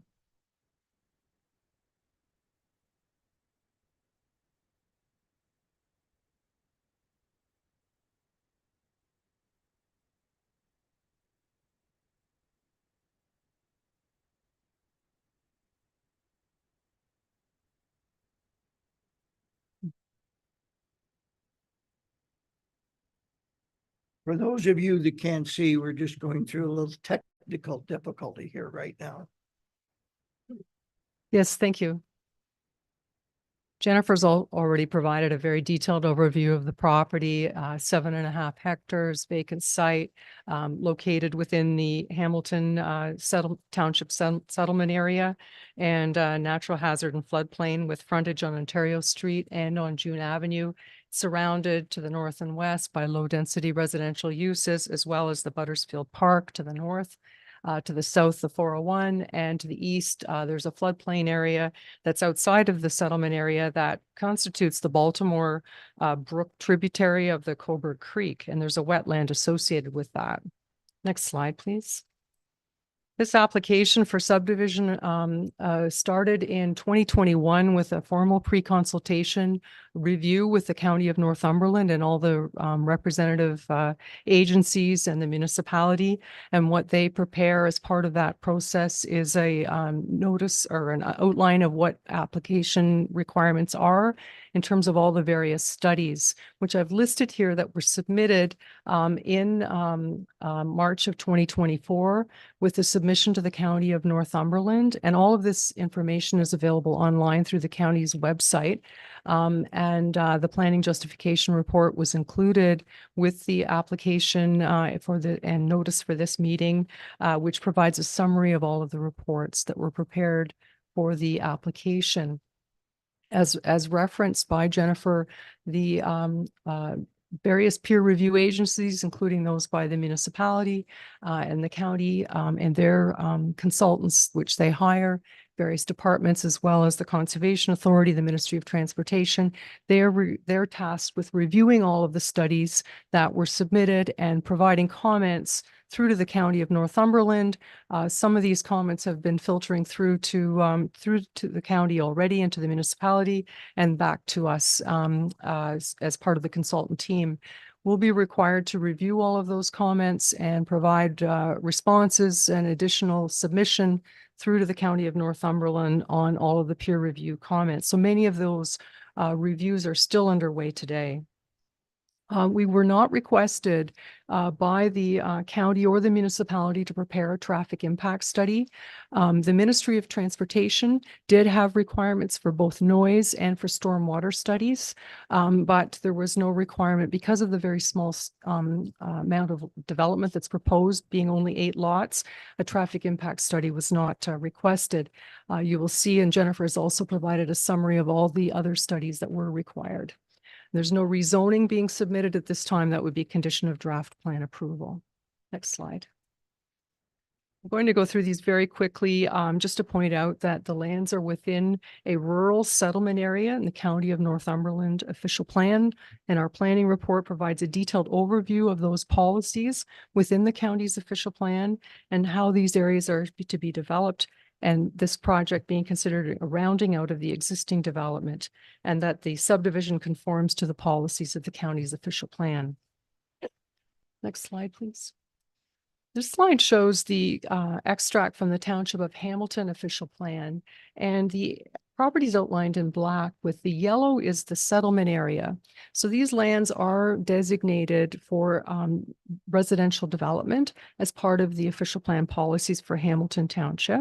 And as well, there's an area in dark green, which is the natural hazard floodplain. So those are associated with the wetland and the tributary of the Coburg Brook. There's no intention to develop those environmentally sensitive features. They would be conserved. And the planning report provides a detailed overview of all of the official plan policies and that the subdivision conforms to those policies. Now, in 2018, there was a site-specific official plan amendment, and both myself and Mr. Al LeBlanc, representing LeBlanc Enterprises, were here in front of council at that time. It was before Jennifer Current was your planner, but we processed with the county an official plan amendment 18 to the official plan, and the effect of this amendment was to recognize the development of an up to 10 lot subdivision for this property, and this would be provided services through the Lakeshore Utilities, who confirmed the water system was sufficient, and they had allocated up to 10 lots to be serviced in this particular location. And the OPA at that time was subject to very extensive, there was public review, a public meeting, as well as there was an extensive agency review with all of the agencies that are now reviewing the actual subdivision plan. So a fair amount of information and sharing at that time with respect to this specific property. Jennifer's already summarized the PPS and the growth plan and the fact that the subdivision is consistent with the provincial policy statement, as it is a rural settlement area. As well, it meets the requirements of the growth plan and those with respect to the housing being provided and that there's adequate servicing for the housing for the subdivision. This slide shows what the subdivision actually looks like. So I'd like to spend a little bit of time just outlining the fact that there's a single cul-de-sac which we've named as June Court with 8 single detached lots being proposed. The road allowance itself is 23 meters in width as proposed, and this is a requirement of the township's engineer, AECOM. And historically, however, there's a 20-meter section that is in existence that doesn't provide direct frontage to the lots, but it is there and was originally set out for a future road allowance. So it, in our view, is sufficient since the majority of the road will be 23 meters in width. All of the lots will meet the requirements for the residential zone within this part of the municipality, and that is 0.28 hectares or 0.7 of an acre and 100 feet frontage or 30 meters. Lot 4 has a slightly reduced frontage because of the stormwater pond, but they are very similar in size and in terms of lot area and frontage as the surrounding June Avenue settlement area. There was a hydrogeological assessment that looked at the ability for the private septic systems on all of the lots and looked at the requirements of the Ministry of the Environment with respect to how that suitability is measured. There's a stormwater management block in blue that is 0.7 hectares in area. So that is a requirement again of the Ministry of Transportation as well as the Ministry of the Environment, and ensuring that there's the drainage for the subdivision and from the property is directed away from the sensitive wetland and watercourse, as well as to ensure that there's no drainage problems in the surrounding area, including the Highway 401. It would be a dry pond, and there's a series of quality provisions as well that are outlined in this stormwater management pond that was prepared, or report that was prepared by Engage Engineering. There's a large green area on the drawing that shows the area of 3.32 hectares, which is 44% of the total land holding, which would be zoned and protected for environmental protection and wetland and the floodplain area. That at the time when we did the official plan amendment, the municipality had asked that that not be part of a public land dedication. So another acceptable technique by the Conservation Authority is that that be incorporated within one of the lots. So lot 7 would include that large green space area, and it would be zoned to ensure that it's protected. And finally, the Ministry of Transportation asked for road widening when the official plan amendment was processed, as well as through the pre-consultation.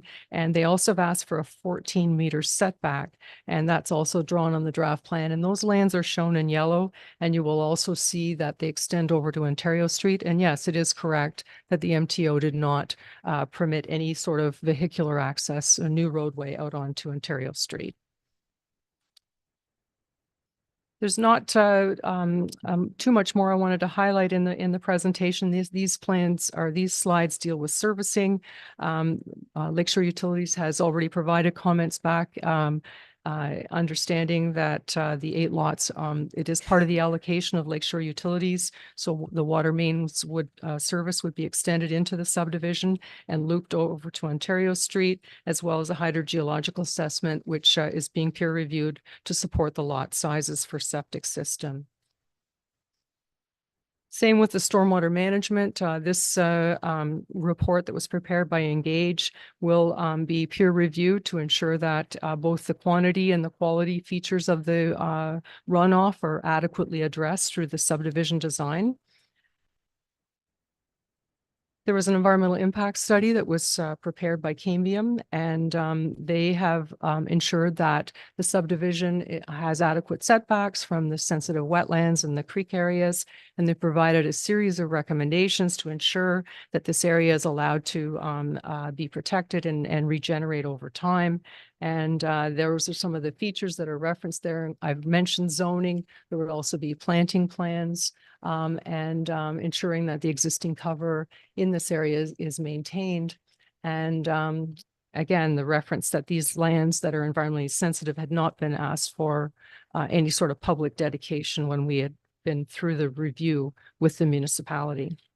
And just finally, very briefly on the noise impact study, which was also prepared by Cambium, the stationary noise impacts, they have a technique. The engineers at Cambium look at the industrial uses in the area and determine whether or not, this is one of the questions that was asked, if there was any impact from those existing stationary noise uses in the industrial area. And they determined that there were not. However, there are impacts from the Highway 401, and their methods of mitigating noise through the design of the subdivision, in particular the protection of an outdoor amenity space that's 56 square meters or 600 square feet in size. And there's been a noise impact study that will be reviewed by the county's peer reviewer to ensure that all of the dwellings in the subdivision, the 8 lots, can provide for appropriate acoustic protection from the noise from the 401. And Cambium has presented a noise mitigation plan for that. So in terms of the summary, obviously, there's a lot of questions that were brought forward today, and many of them relate to the peer review of all the technical studies, which is ongoing. I think that the submission has been very thorough and certainly we've always been aware of the concerns of the local residents. And the developer has a lot of experience in developing in the Cobourg area and also near the 401 on the south side. And there is, as you know, requirements for detailed engineering design for the subdivision agreement with the municipality. There are construction plans that are submitted with that subdivision agreement to look at how the actual services will be installed and how that construction will be managed. There are securities posted for those works, and the developer is responsible for all of those services for the subdivision. And there's a maintenance period after which the services are assumed by the municipality.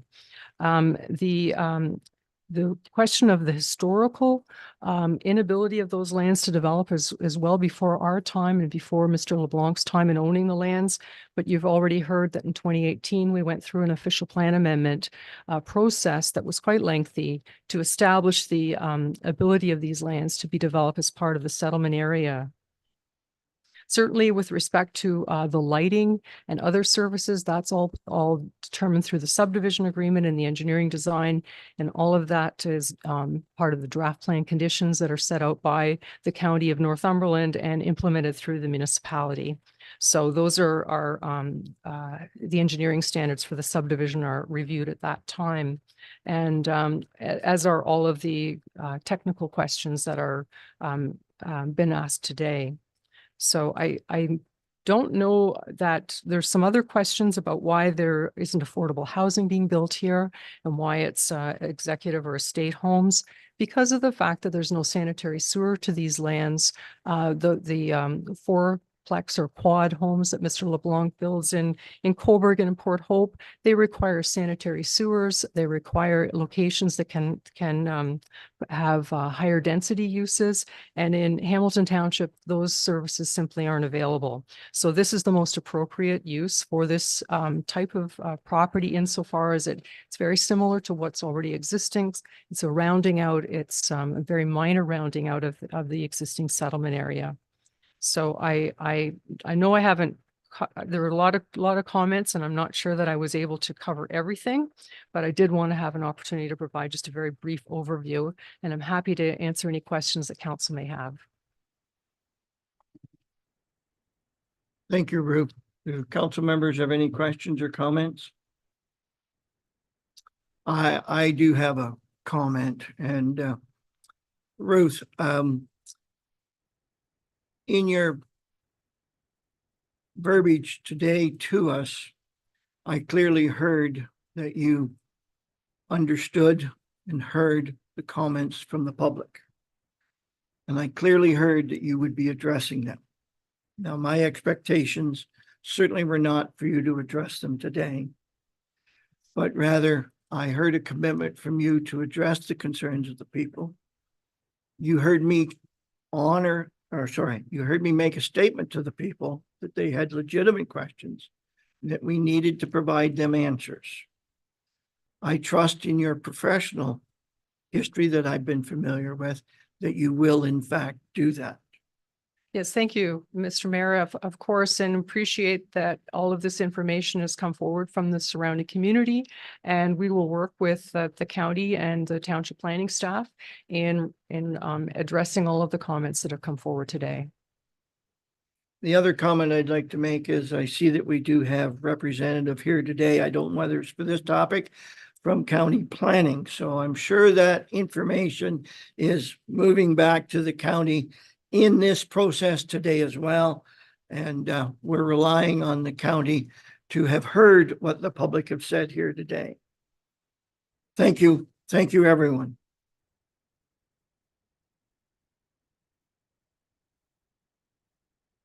Moving on. Going to be a lengthy meeting by the feel of things. Moving on to 8.6, we're going to rise from the public meeting and reconvene to regular council. Prepared motion is that council rise from a public meeting under 34 of the Planning Act and reconvene to a regular meeting of council at 2:55 p.m. on June 18th, 2024. Can I have a mover and a seconder, please? Moved by Larry, seconded by Mark. Questions or comments? All those in questions? Yes, we can. Just as we move, we'll get this approved and then we'll take a few minute break. All those in favor of the motion? Carried. Thank you. We'll break until 3 o'clock. Please.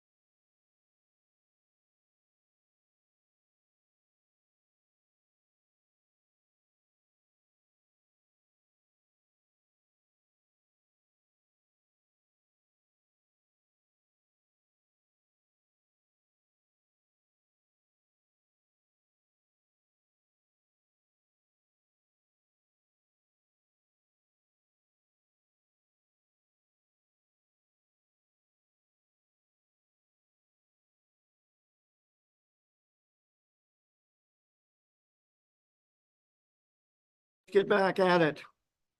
All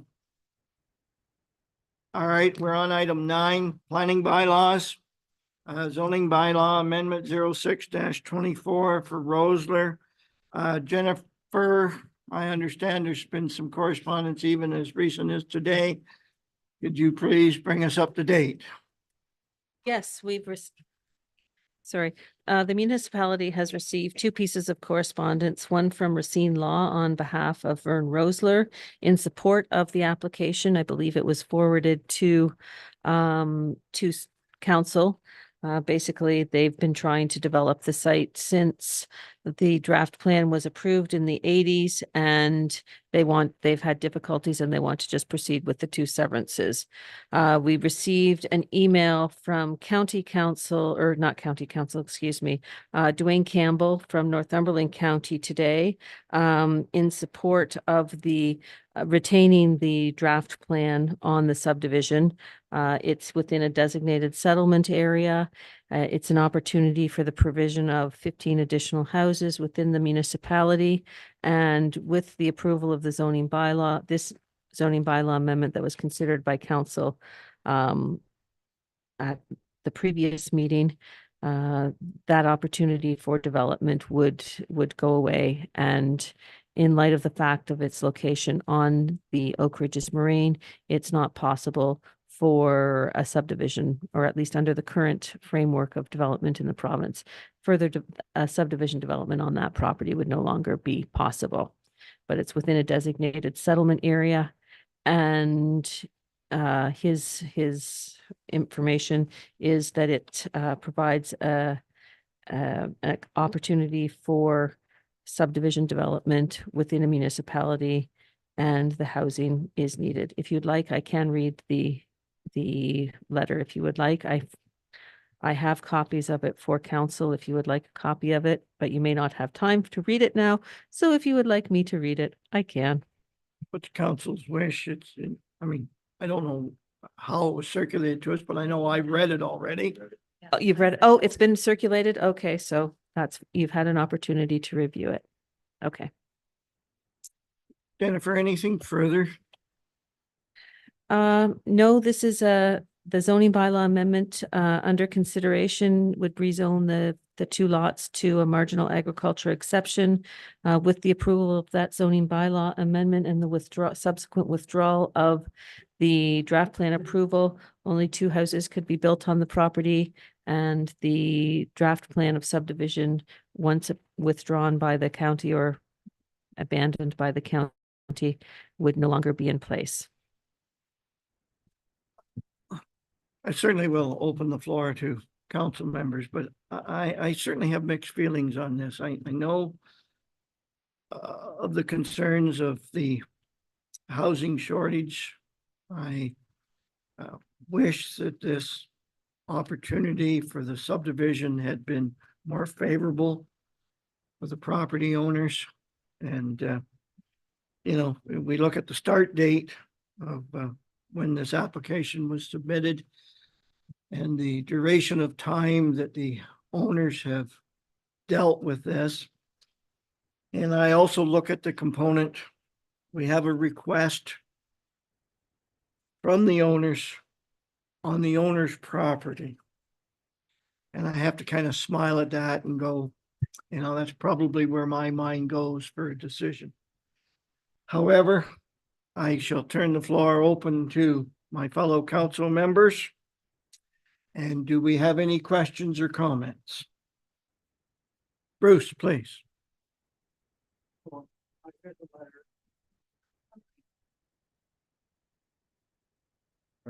I read the letter from Dwayne County, and I have to respect his opinion, and I agree, it's in a settlement area and everybody knows they're looking for houses. So it seems to me it's it's too bad to take away that opportunity.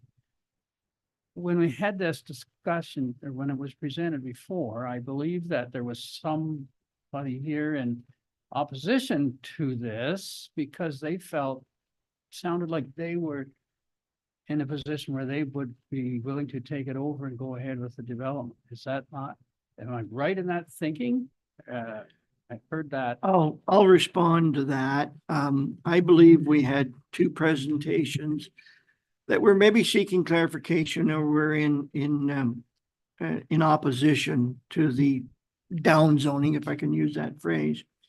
We had a Mrs. Brooks that lives adjacent to the tennis courts, who felt that the down zoning would be beneficial from her property perspective. We also had Drew Macklin representing Lynn Mac. And I think there was a little confusion because I don't believe Lynn Mac had reached out to put an offer in on the property, but rather a group of others that Mr. Macklin was a part of. And that offer, from what I recall, had a condition or two tied to it, dealing with a natural heritage, indigenous assessment. And I sort of looking at the agent for Mr. and Mrs. Rosler, who could put a lot more technical and accuracy to that comment, but that's a general comment. I remember commenting myself by saying, well, this application's not going to come back before council for a period of time. If there's any opportunity that a prospective purchaser and the vendor could reach an agreement, then the opportunity's there, time-wise. Obviously, that's not occurred because we still have the same application in front of us to deal with. So until which time we defer something to the agent here, that's going to be the best answer I can give you, Bruce. Okay, thanks. Any other questions, comments, Larry? Through you, Mr. Mayor. You know, when I read the letter from the county, I agree wholeheartedly that we have very few hamlets that we can grow population in throughout the township. But at the same time, reviewing that property by walking it, it's a real challenge to build those kind of developments in.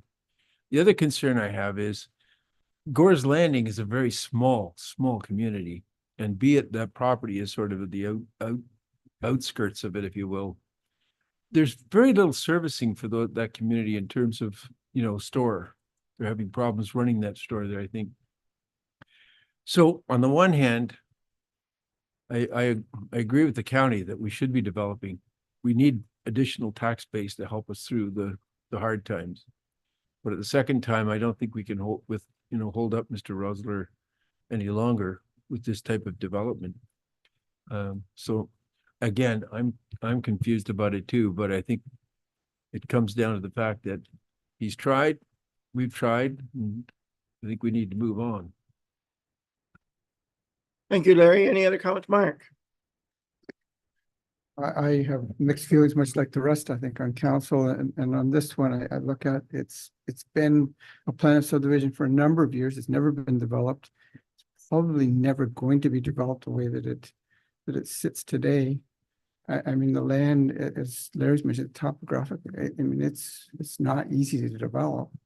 And I look at it, there's two ways of looking at it. One is we could leave it the way it is and never get developed for maybe 20 or 30, 40 years again, or let it simply be divided off and let someone else develop lands within the county somewhere else so that lands can get developed.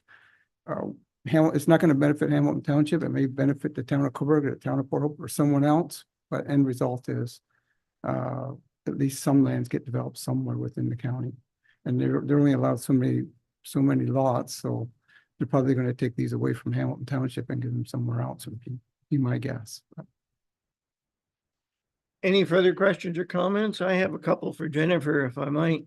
Jennifer, I understand under a recent bill that this subdivision, if it doesn't move forward, will, I guess I'll use the words automatically cease to be a subdivision in a period of time. Is that correct? That's correct. It's my understanding Bill 185 contains the provision. I think they called it a use it or lose it. If a subdivision that has draft plan approval is not developed within 3 years of the date of passage of Bill 185, which I think was June 6th. So 3 years from June 6th. If it doesn't go any further, they will just, it will cease to be a plan of subdivision. And that time frame is certainly within the Rosler family's opportunity to exercise, regardless of what we say here today. Correct. Thank you. And the other component is in our OP, this would be designated settlement area. In the township's official plan, it's designated settlement area. In the Northumberland County official plan, it is designated Oak Ridges Moraine, and it is not part of, only a small portion of the property is located within the rural settlement area. Thank you. I guess one follow-up question, Jennifer. Since you receiving the correspondence, which I have in my head was earlier today or late yesterday from the county, would you be in a position or not be in a position to change the prepared motion that's in front of us? No, this is one of the situations where, from a planning perspective, and I hate doing this, so I really apologize. It could go either way with this one, because you could argue that it is more appropriate to only have 2 lots on it because it will have less impact on the Oak Ridges Moraine.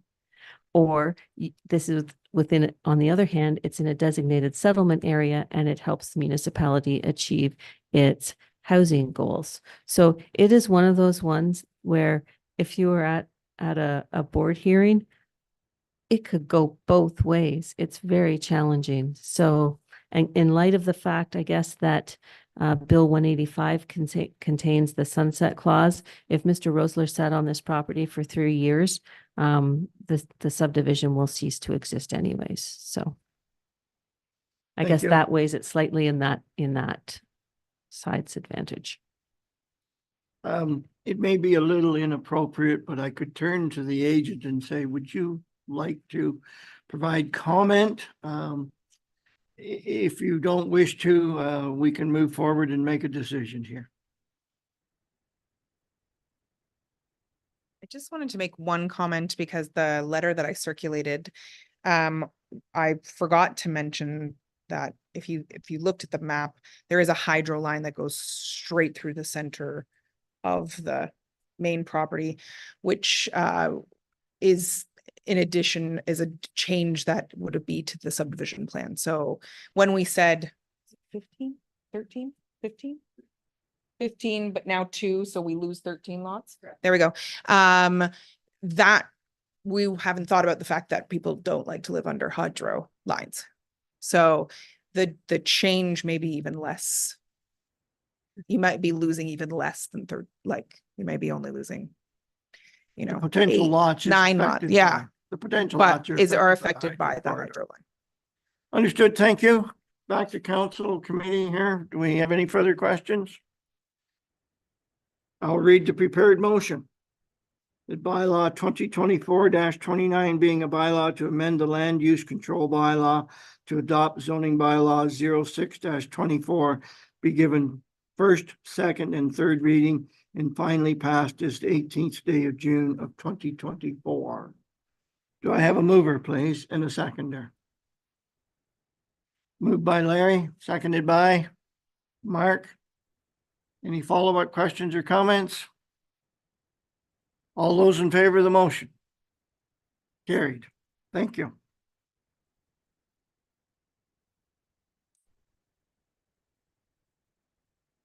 The next item is 9.2 on our agenda, and it's the zoning bylaw amendment for Adventure Bay Cottages, which has been agreed to defer to address or provide the county an opportunity to address the traffic study and provide comment back.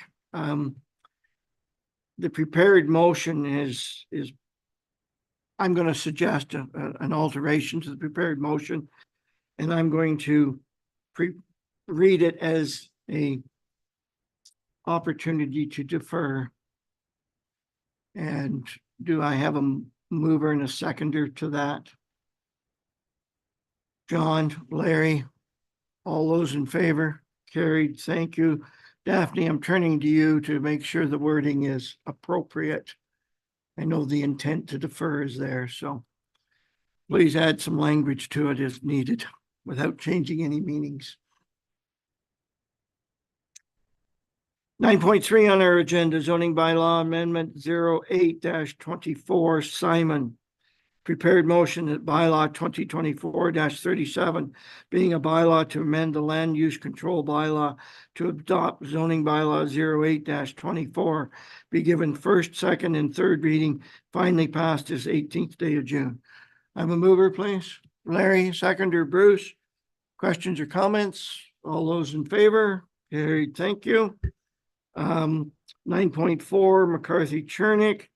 Prepared motion that bylaw 2024-38 being a bylaw to amend the land use control bylaw to adopt zoning bylaw 09-24 be given first, second, and third reading. Finally passed this 18th day of June 2024. Mover, Mark, seconder, John. Questions, comments? All those in favor? Carried. Thank you. 10.1, council meeting minutes. Prepared motion reads that the minutes of the May 21st, 2024 regular council meeting be adopted. Mover and a seconder. Bruce, seconder, John. Questions, comments? All those in favor? Carried. Thank you. Moving on to 12.1, motion to receive committee minutes.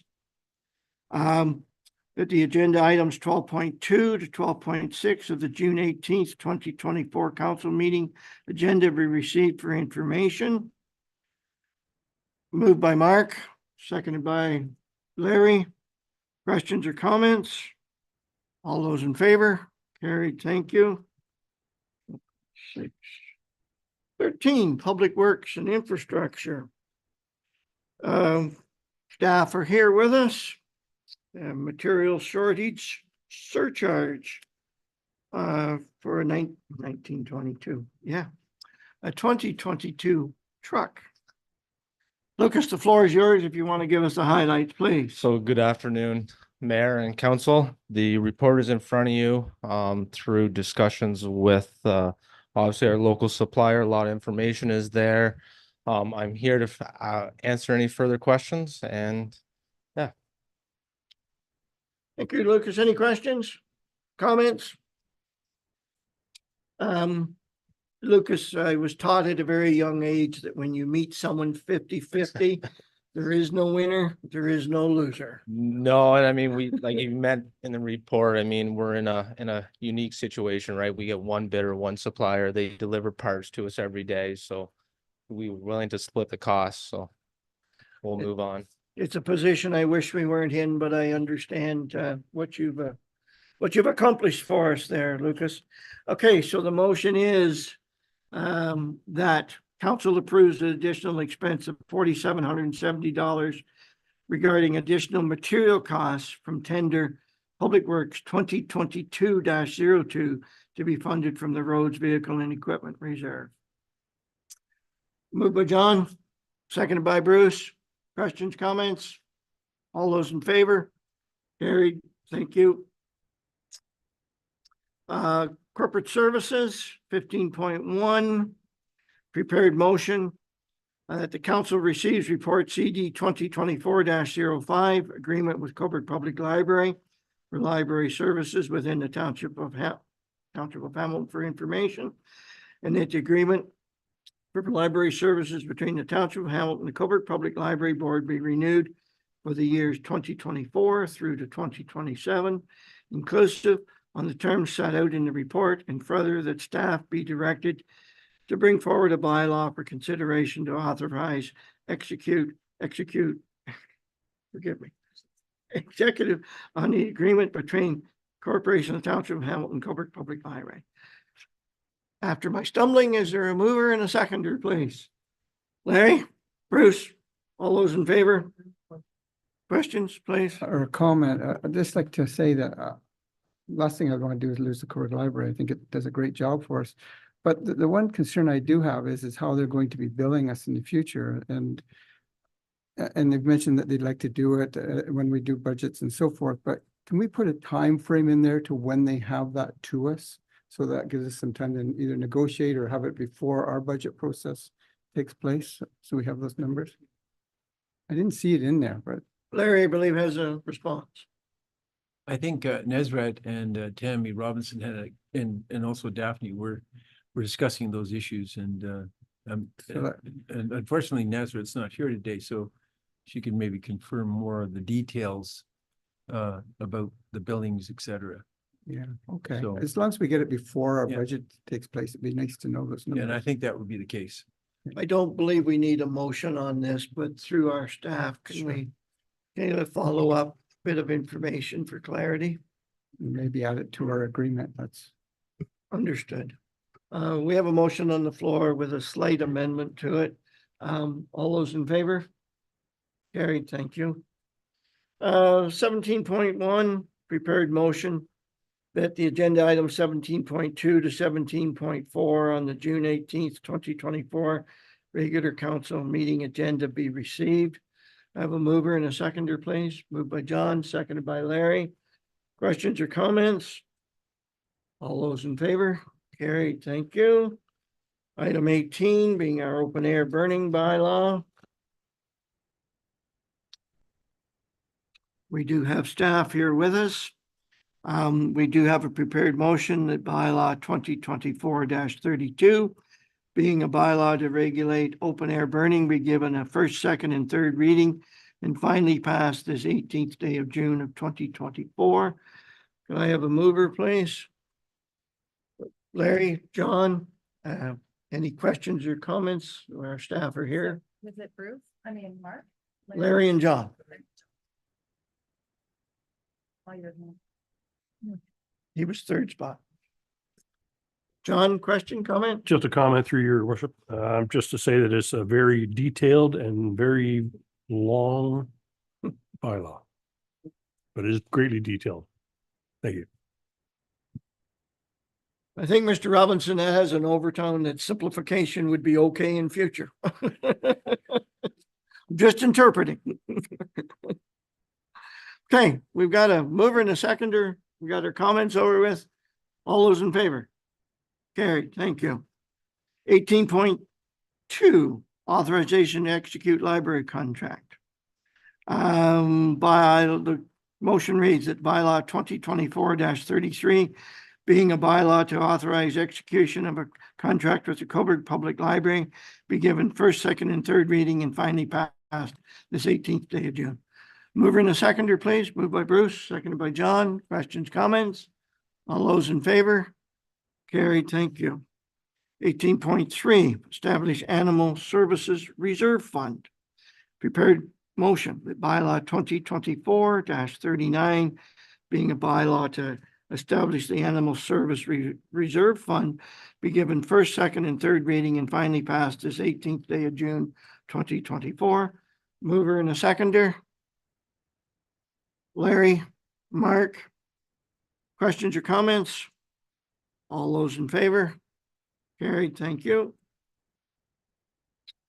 Is recommended, The 18.4, establish Stormwater Reserve Fund.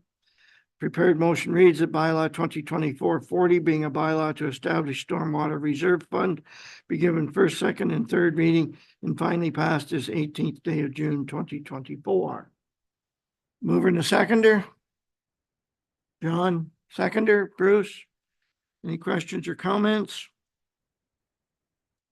I'll just provide a quick comment. There was one line in this bylaw that needed a little tidy up, and that will be done before it's signed. It's done already. Thank you. All those in favor of the motion? Carried, thank you. 18.5. Authorize execution of funding agreement with AMO.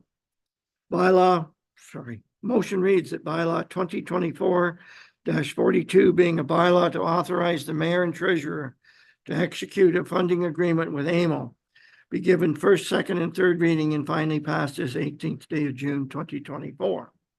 Mover and a seconder. Moved by Larry, seconded by John. Questions or comments? All those in favor? Carried, thank you. Moving on to item 22.1, being bylaw 2024-41. Motion reads that bylaw 2024-41 being a bylaw to adopt the proceedings of council meeting held on the 19th day of June 2024 and to authorize its execution be given first, second, and third reading and finally passed this 19th day of June 2024. I think we need that change to the 18th.